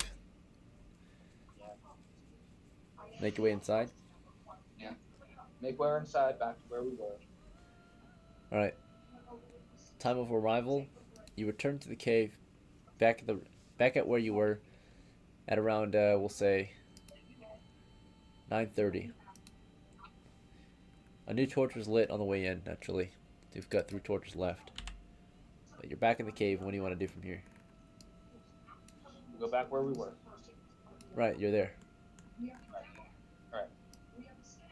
I would like to now slowly and carefully peel back the barricade as I remain to the north. Okay. Yeah. I'm also, okay, it's north, yeah, thank you. So eventually Griff will get the barricades open, and the last one would open. And as that last one opens, a few stones go flying down the tunnel, eventually, just like last time. Yep. I'm gonna bite my grenade and chuck it down there. Alright. You light a grenade, Base. and you just chuck it down into the cave, full distance. Are you gonna blindly throw it from around the barricades, I suppose? Don't reveal myself. Alright, so you get up and as close as possible, blindly throw the grenade, 2 in 6 chance. The grenade gets caught at a different angle. May I roll that? Sure. I rolled Technically, I'm not supposed to roll it, because this is a trap check to see if you triggered a trap, so you're not supposed to know. Or you're technically not supposed to roll it, actually. yeah, it's alright what it is, what it is. So I I'm just gonna roll it 5. here. So 4. All right, you're fine. Toss it blindly down the tunnel to the east. Mm-hmm. Right, and there was a 2 in 6 chance that something got in the way, right, or that you threw at the wrong angle, right, as you threw it blindly and into something else. But you hear it go flying in the full 30 feet that you can do in a direct toss or with a direct tossed grenade, right? 3 pound hunk of maybe metal and clay and black powder, right? It goes flying down Mm-hmm. into the east, and these grenades are pretty promising. They are not makeshift, so they should blow up on. They should blow up after the fuse completes its ignition, right? It hits the strikes the gunpowder and such an ignition source. Anyway, yeah, you hear it blow up in there somewhere, and probably kill some kobolds, right? So you can hear it goes off a big blast sound to the east. You hear the kobolds possibly panic. You see morale check, and they hold the line. You can hear them, right, continuing to return fire. So as soon as it blows up, more stones go hurling. Kobolds are called up to the front. You can hear them reinforcing the position, right? So they hold the line despite their losses. You can hear them advancing, right, or replacing those who were lost. All right. With that, do you want to hold the position, fall back, replace the barricades, or something else? Advance.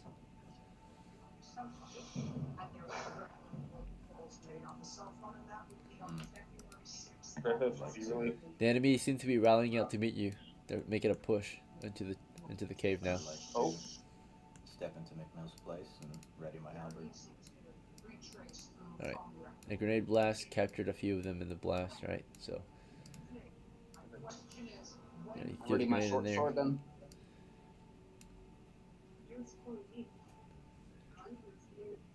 And of course, Are they coming in? Are they pushing or coming in like, hey, hold their on? last victory they had reinforcements. Only 9 though. Oh wait, it's mostly 8 though. So. Okay, 19 total. Alright. A 10-foot blast should kill about, if they're tightly compacted. We don't know the exact numbers because they're not telling us or showing us, but you can guarantee that you know how many we could fit in a 10-foot blast, which can give you an idea of how many you probably killed. You probably killed around maybe a dozen of them. If they were tightly packed to the east, Yeah. you could have killed up to a dozen, half a dozen to a dozen kobolds, or possibly killed by that one blast. But unfortunately, they were loosely packed to the east. 19 But total. it did make them come out, so. Yeah, they're rallying out because they don't want, or at this point, they know that they outnumber us more than likely. So they're gonna rally out to meet us in open combat. That's 4. Yeah, duplicator.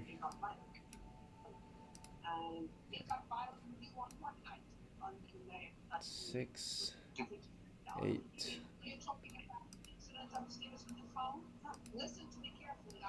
I'm not in a great position, but 11, 14, 17. Okay, here they come. Yeah, they're starting to finally advance, right? The mercenaries are at the ready, right?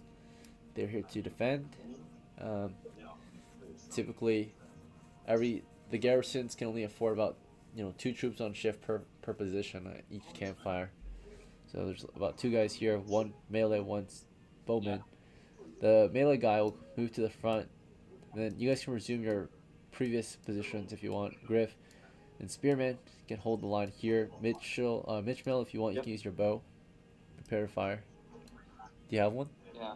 Yeah, you got a bow, right? Yeah, I do have my short bow, yep. Okay, so we'll get you over here toward the east or west.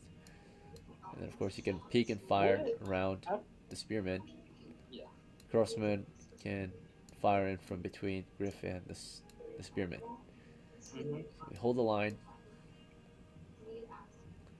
And you can peek now if you want as they charge, because naturally they can't fire at you if they're charging, right? Unless they want to shoot their guys in the back. Oh yeah. So you can peek now and fire. And you see them charging down the tunnel, right? Roll a d20, see if you can hit one. The charge has begun. I got a 15. 15? Okay. Alright. Possible miss, possible hit. You rolled a 15 on the die? Yes, 15 on the die. Okay. With penalties and bonuses applied, to hit damage, Hell yeah. it's going to be Short bow, so 1d6. auto kill more than likely. 2d6, yeah. Let me check his hit points. Roll. Yeah, you got him. And I do have dex bonus. Yeah. Okay, Dex doesn't do anything to your damage, so it doesn't matter. Okay, you already hit, so Oh we're yeah, doing it's only damage. to hit. My bad. Alright, so you hit, you got a kill. So as that one dies, they were charging, that one dies, slows the next one down a little bit as the other ones advance. And of course, the first two get into contact with Griff. Griff is rolling to attack. Griff, you can go ahead and roll a to hit. And you can either slash into them or you can stab into them. How would you want to do that? Slashing could possibly cleave. Stabbing, of course, can keep them at bay. Okay, so you go for a thrust. All right. Roll 1d20. Yep. 11. Okay. 11 with bonuses and penalties applied. In this case, your fighting skill negates. Yeah. You hit your first target, so you're gonna hit him. Do you want to try to thrust through him and into the next guy, or are you okay with just one target? I'll go for 2. 2. All right. Roll again. All right. 17. 17 with bonuses and penalties applied. -4 due to their size. -4 due to stabbing through one. We're at 11. Or no, sorry. We're at 9. But then +4 to your fighting skill and all the other bonuses. That's a hit. And your damage is more than likely enough to kill them. Because you're going against 2. You don't get double damage from fighting skill since you took +4 to hit. But you do get double damage because you're larger. So it's 2d10 on each of them. With a thrust from the halberd, which is usually more than enough to kill him. Let's see if either of them has more than. Yeah, they both died. So you with your initial thrust into them, you got 2 kills, right? So they charge, you thrust your halberd into them, right? As he charges you, you wait for the moment, you stab through this guy and into the next guy, right? Goes right through this guy's chest into the next guy. So your halberd goes through 2, right? So just the spike at the end of the halberd, right? Stab through the first guy, like his neck, and then despite his weight on the end of your pull arm, you run the pull arm further into the next guy as well. So just the tip of that spear goes into the next guy, still killing that guy too, crushing and stabbing through roughly 2 of them. As these 2 are stabbed dead, right? The enemy still advanced on you while you are freeing your halberd, but fortunately you had backup. The spearman stepped in line to help defend toward the east, right? And he stabbed away. He's a 10-foot spear. He'll go for 2 as well. He completely missed, so he thrusts at the enemy and glances off his shield. So he parried it and then charged into Griff while Griff was freeing his halberd from the 2 kobolds that he stabbed. And he closes in on Griff and stabs at Griff, tries to shank him, right? While that's going on, the crossman behind Griff yells for Griff to duck so he can fire at the enemy. So Griff, if you duck though, the only issue with that is you won't have the high ground. You'll be of equal height with the enemy because they're 3 feet tall. Do you still want to duck? I will duck. Okay, so you crouch, right? And he fires over you and into the next guy. Not the one directly next to you, but the next guy past it, because this guy is too close to you to fire. So he fired overhead into the next guy. Got another kill. Shot that guy into the wall. But then now there's a choke point as they poured in. So this guy here does get to attack Griff in the end, right? As MICHMIL knocks and loads another arrow. Preparing to fire again, possibly. As one kobold reached Griff in close combat, manages to hit him. and deals 1d2 You're fine. damage. Alright, so 2 damage to Oh, Griff. fuck. So he has 3 hits left. So you've been stabbed once, right? It was in your, that's in your face or neck area. So he sliced your, Oh, he shit. stabbed into your neck area. Fortunately, you had a heavy helmet, so you just get bruised in your throat, right? You feel the puncturing blow. You're kind of staggered from it, right? So you get stabbed in the throat, but your armor protected you for the most part. So it's just more like a punch to your throat. MICHMIL, back to you. Roll the hit as you step around the corner and fire down the line. The spearman will Can I continue to try thrust. to skewer? To go through 2? Yeah. Roll 2 attacks then. Yep. Griff, First one. in close combat like this, the halberd is almost useless unless you back up and get some distance before you slash or stab. You can also still attack, but normally if you go for one past the first guy, right? So if you stand up, you can stab at the ones further away. But the guy very close to you, you have a disadvantage using the halberd in close combat. Do you still want to use the halberd against the one very close to you? You could back up too. If you back up. Stand and back up a little bit. Okay, so for the direction you can back up, you can either back up to the west and to the crossbowman who's middle of reloading. You can back up north toward the fire. Okay. Yep, towards the fire. So you're starting to back up toward the fire, right? Cover for the crossbow. Spearman will try to hold them down as you back up out of there. Okay, so you yank your polearm out of the masses, try to shake the 2 kobolds off, right? That you stabbed with the point of the halberd. So it slides out of them as you back up. This guy here tries to pursue you, but the spearman goes for him, right? So in close combat like this, as you back up, he stabs at you, but he stabs at the kobold. So as you back out of there, right, trying to get some distance, the kobold here tried stabbing you, missed, you backed out, and this guy stabs at the kobold, and the one past him. So he hits that one, hits the second, and yeah, his spear goes through this guy and into this guy.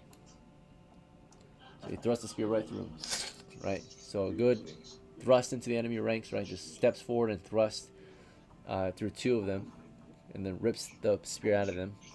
He pulls it in, puts his foot against them, and pulls the 2 kobolds free of his spear. But while that all happened, he was rushed, right? So, and then we have this crossbowman reloading, MICHMIL providing cover fire, firing. Yep. And then how did you do with your first shot? All right, so I got a 15 to hit on the first one, and I rolled a 17 on the second one. Okay. 2 hits, more than likely 2 kills.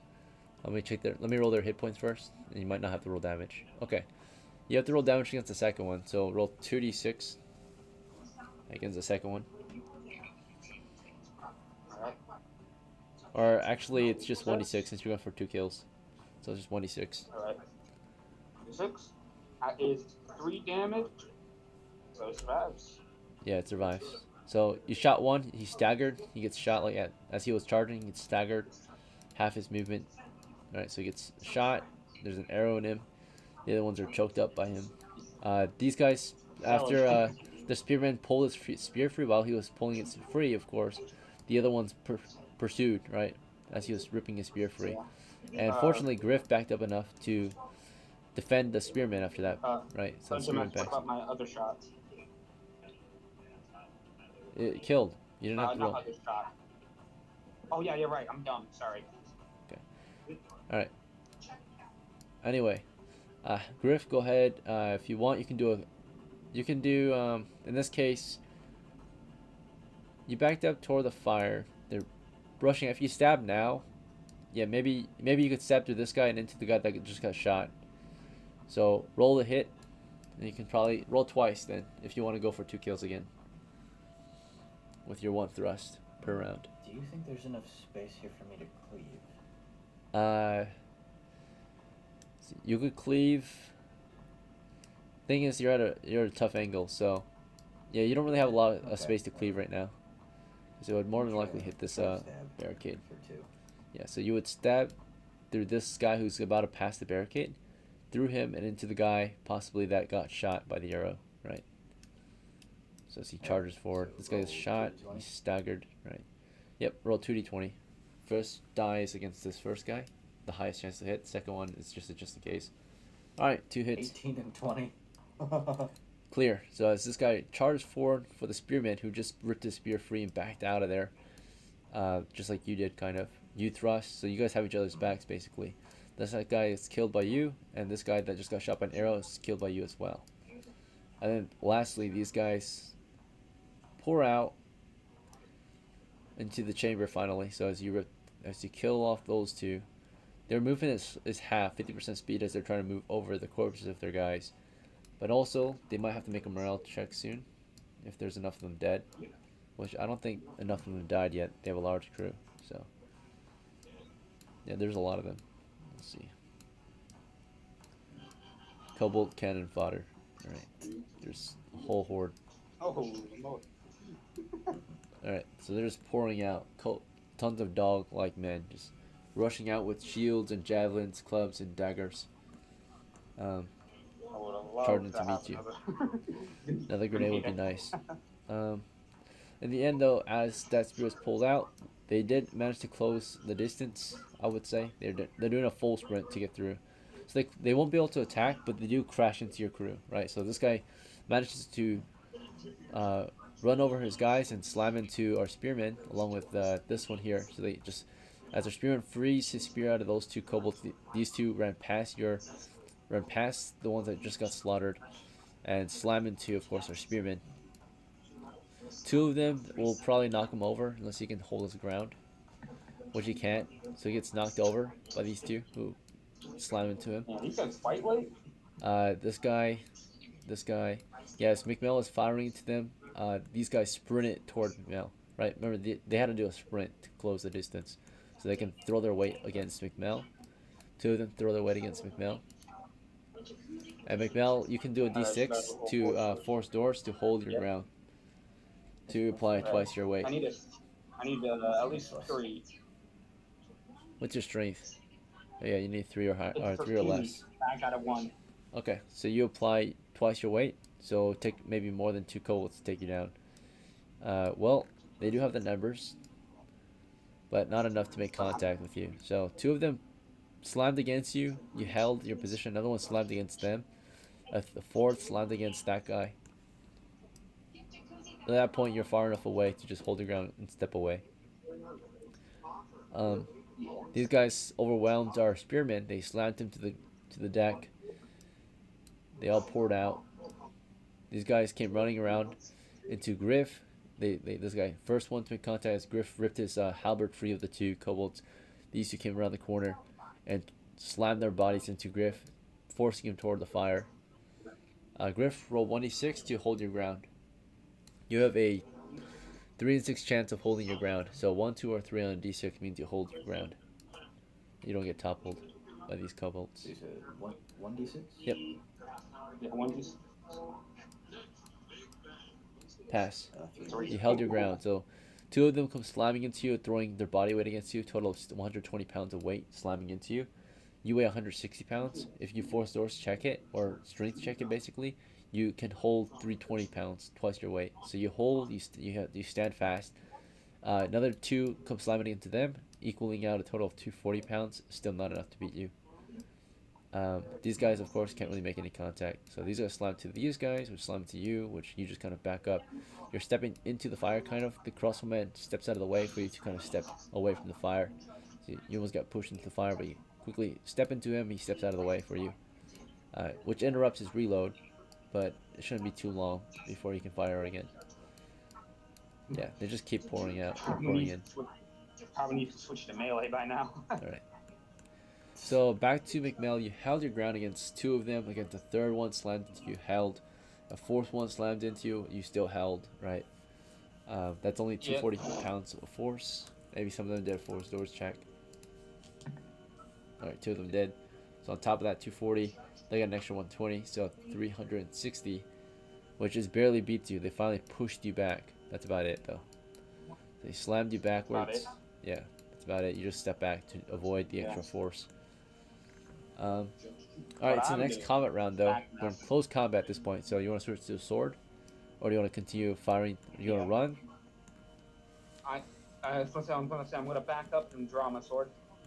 All right. Remember, there are two defenders back here too, ready to assist you. Right, Yeah. they're here to defend. So you want to run and take out your sword? You call those guys over. I'm faster than Kobold, so I'm just gonna run away, keeping my face towards them, walking backwards, and I'm Final withdrawal. yeah, fighting withdrawal. I am faster than Kobold. I'm light, I think. All right. So you're backing up. You're stowing your bow, pulling at your sword with the other hand, right?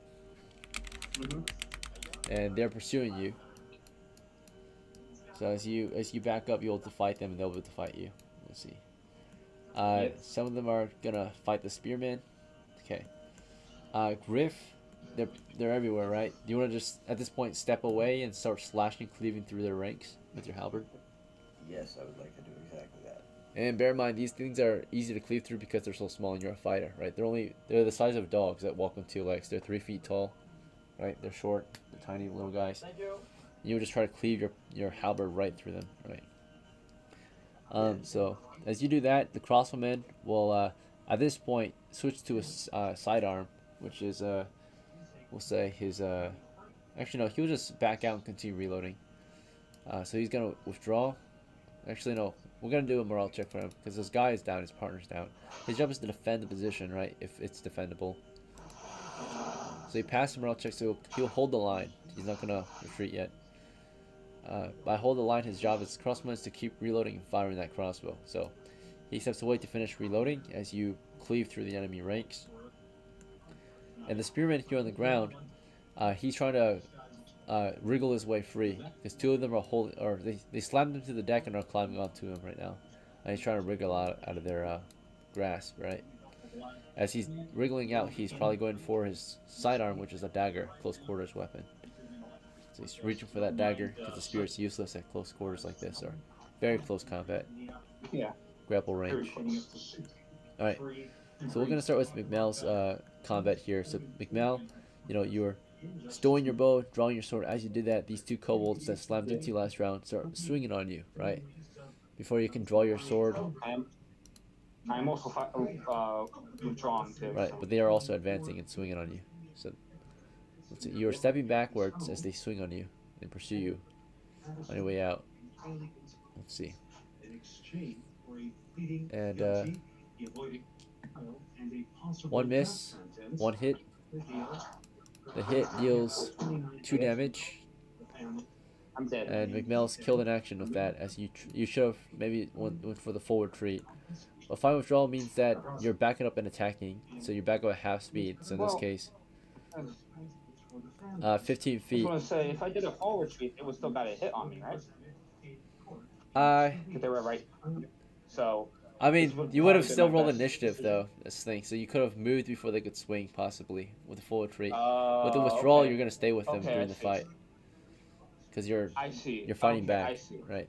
They're gonna move their full combat rate. You're gonna move your half. So they're gonna move 20 feet, which is their full combat rate, and attack. You're gonna move 15 feet and attack, right? Versus if you moved 30 feet, you would have got 10 feet of distance on them and possibly moved before they could swing. Okay, makes sense. Okay. So you're stowing the bow, drawing the sword, and as you draw the sword, walking backwards, preparing to defend yourself instead of turn tail and fight. And turn tail and fighting is also dangerous because if you fail the initiative, right, then they'll have a high bonus to hit you as they stab you in the back, right? Yeah. You have a really then turn your back on them. So I would have initiative because I have a yeah. All right. 17 Even with the initiative, like, a final I withdrawal thought wouldn't matter, right? So because you're I thought fighting they would have got withdrawal. 3 hits on me, so if I would try to run away, so. Yeah, you did your best. More distance overall would have been good for sure. More troops for sure. Yeah, you got a lot of kills, but we're outnumbered heavily. So as you draw your sword, you're able to parry against one while the other one shanks you, right? Stabs you in your lung and you fall over and die, right? Blood spurts out of your lungs, right? Out of your mouth, right? You fall over and you start dying immediately. So we just lost MICHMILL, and now all that's left is Griff. Griff, if you escape this, you get a live to tell tale, and you get a lot of combat experience, right? Because all those kills, along with MICHMILL. MICHMIL still gets a lot of experience from this, so it's nice that Kim will get to inherit that as treasure possibly. So the crossman.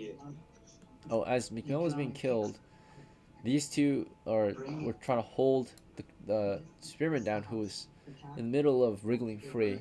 So he did a force doors. He failed his force doors. His enemies did not fail their force doors. They held him down for sure. Two of them were enough to hold him down. As this guy here comes over to subdue him, he takes his spiked club and smashes his head, right? And the spearman is now unconscious, right? He gets subdued immediately. And then Griff is in the middle of cleaving through three of them. So Griff, make 3 attacks as you cleave through 3 enemies that try to advance on you.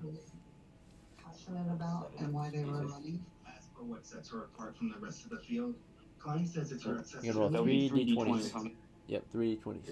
Yeah. You wanna cleave through 3. I want to be available for people to come and say, hey, I have these questions. Alright, first attack is a miss.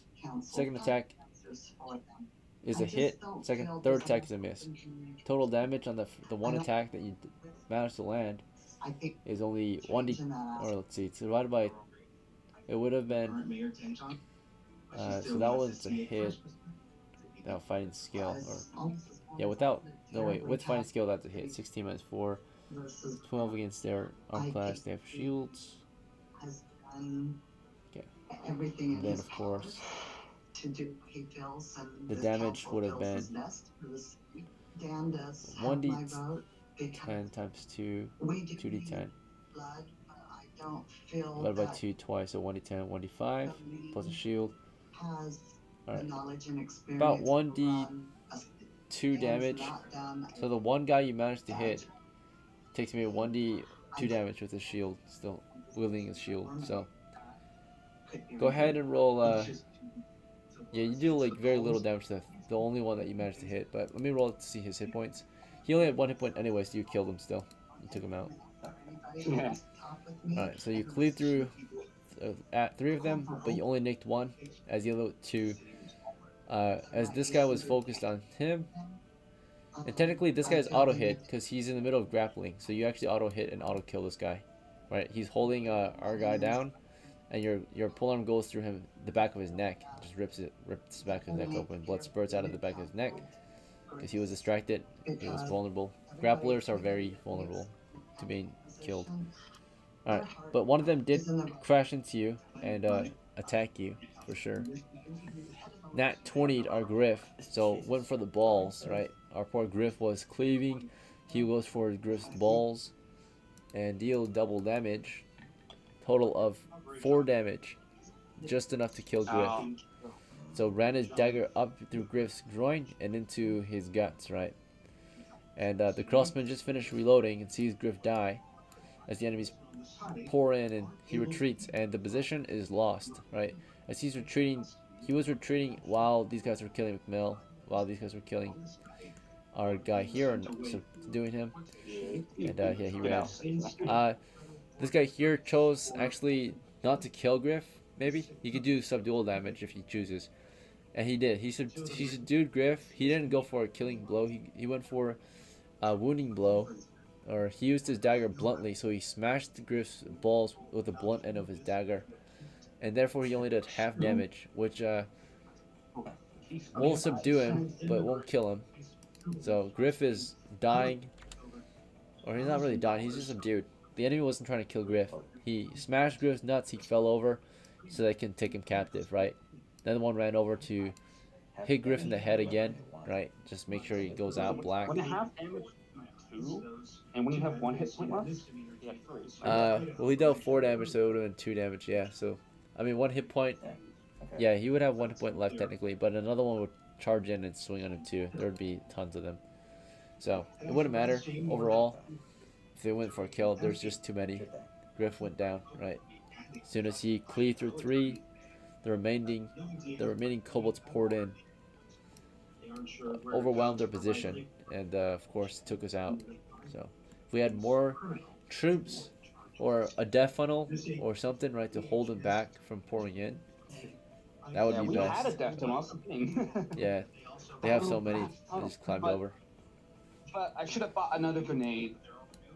Yeah, sometimes you have to make high Yeah. cost. You have to pay. You know, if you want to win big, you have to sometimes invest a little more, right? Hey, So invest a little more. yeah, Next character is use money to definitely make gonna. money. I really want to make a Grenadier. grenadier character who has I mean, grenades, but one class that does this infinite move is called magic user. Just sleep, sleep, sleep. Right, 2 to 18 each time, or 2 to yeah, but 16.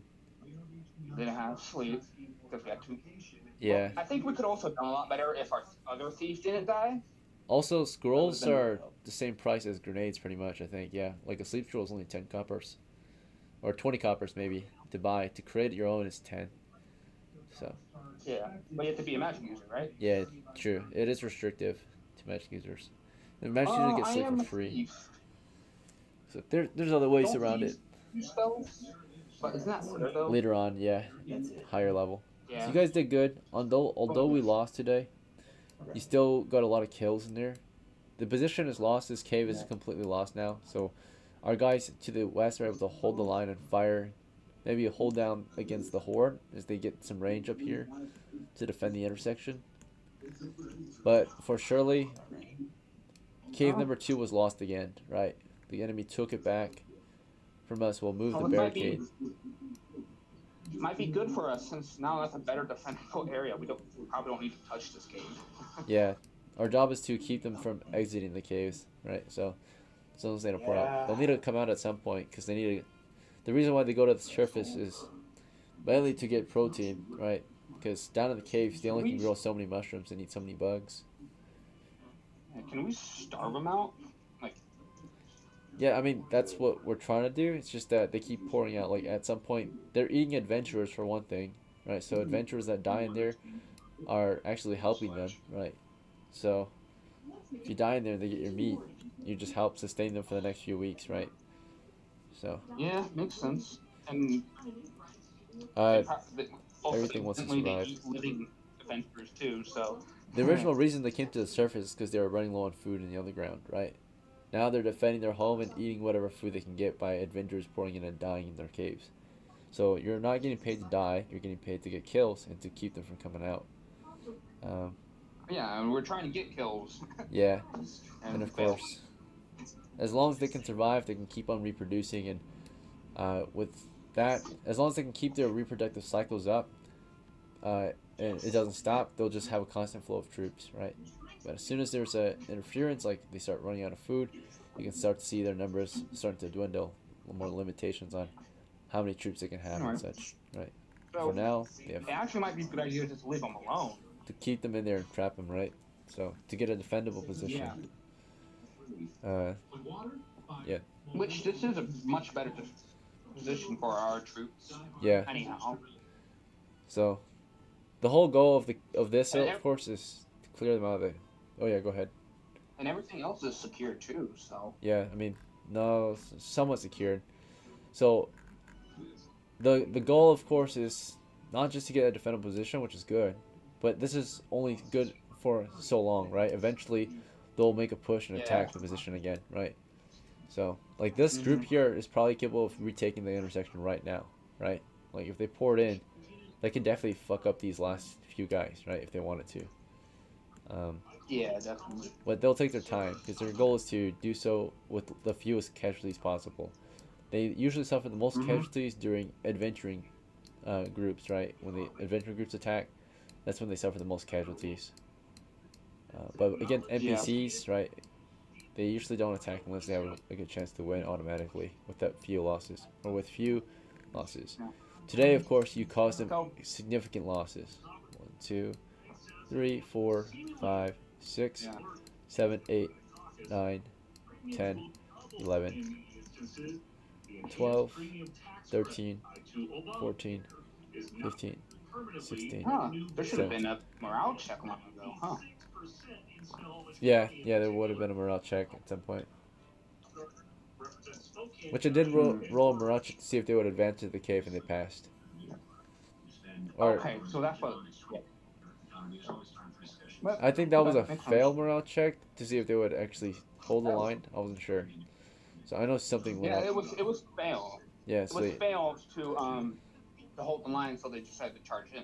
Yeah, and they were winning that battle because But we were winning at first, but then when we threw the grenade in there, we got like so we got all these extra kills, which caused the morale check. Would have caused the morale check, but we lost in the last it few is what it seconds. is. The grenade It is killed what it about is. 6 of them. That wasn't enough to cause a morale Oh, check. yeah. So that's what triggered the charge. After the charge, though, when we got all those kills at the choke point, that could have, and like here, out here too, that could have triggered a morale check. But in the Yeah, it while happened. while they were dying, we were dying. That's why it didn't really have any effect. Yeah. So Oh. 17 Also, kills I see. is worth 8 experience points, and that means some of this will go to the retainers, or not retainers, but the NPCs, because they were in the fight too. So some goes to this guy, and then you two. So it's 8 divided 4, so you each get 2 XP for this. Alright, not bad. That's Yeah, 2 wasn't copper for for nothing, next character. at least. I don't know if you guys want to spare any to AZFELL, actually. I don't think he got a single kill. Did he get any kills? No, he died. He just right off the bat. died right off the bat. Yeah, so. Give him what I got. You sure? Well, we're dead men, so we really can't decide. He didn't die, so he got wounded. Oh yeah, he got wounded. Yeah. I thought he died right away. No, he survived. Okay, so Griff, you got 2 XP. So your next character gets to start with 20 extra coppers when you play again. So you have a head start if you play as Griff's next of kin. Yeah. Damn, I should have not made my gamble and gave you that mail, man. Yeah, the mail's pretty good, and like, it's just that if you get overwhelmed, 19 and 20. yeah, a horde armor does little against like a large horde. Like against missile fire and charging and breaching, it's good, but against a large horde like this, unless you have horde control weapons or defenses, which he kind of did. Yeah, it was pretty good at first, but by himself, it's not very good, right? Like a halberdier is pretty good in formation, but by himself, it's not too good, right? Yeah. It's decent for a short time. Like that initial push, it's good. And then past that, it's not too good. Also, I think another issue is that we have not been getting a lot of players recently. We just have not enough troops to go in there and hold the line. Yeah, against these large masses. But, enemies. Yeah, still nevertheless we lost. I had a good game. Yeah, it was a good game. Was there? Yeah. Was there anything else that we could have done differently other than like, go to other caves or? In here? Yeah. Or in this cave or outside of this cave? Another time. Yeah. Another time. In the cave. You have to go, homie. See it, homie. Oh yeah. Okay. Yeah. I'm gonna try my hardest to learn from my mistakes. I need to make sure I get everything. Yeah, I would say main thing is to somehow slow down the enemy advance, right? You can see like with a small team, the risk is that they overwhelm our guys during the initial push. Like as soon as we cut down the first few, the next few are not just gonna stand there and watch, right? They're gonna keep advancing. Yeah. So like initially, a Phalanx maybe. I wounded one, which was gonna slow down their advance. Yeah, all of them dying slows down their advance to some extent. But then once we're already in close quarters, it doesn't matter anymore, right? So. Yeah, makes sense. Yeah, this time it's just we got outnumbered for sure. We kind of death funneled them, but the death funnel wasn't complete. Like if we had like a shield up here, you just hold the line and not move, while others poked over the shield, right, and just continued to like kill them. But because they advance outward, then we're able to have more attackers. Like if Griff stood here and just tanked attacks and somehow not get hit, that would be really good. But it would be really good. Right. Then we'd only have to deal with only 2 of them attacking us at once, while we just continue to deal fatalities to their ranks. Right. Yeah. That would be ideal if we had men, but we didn't have. Yeah.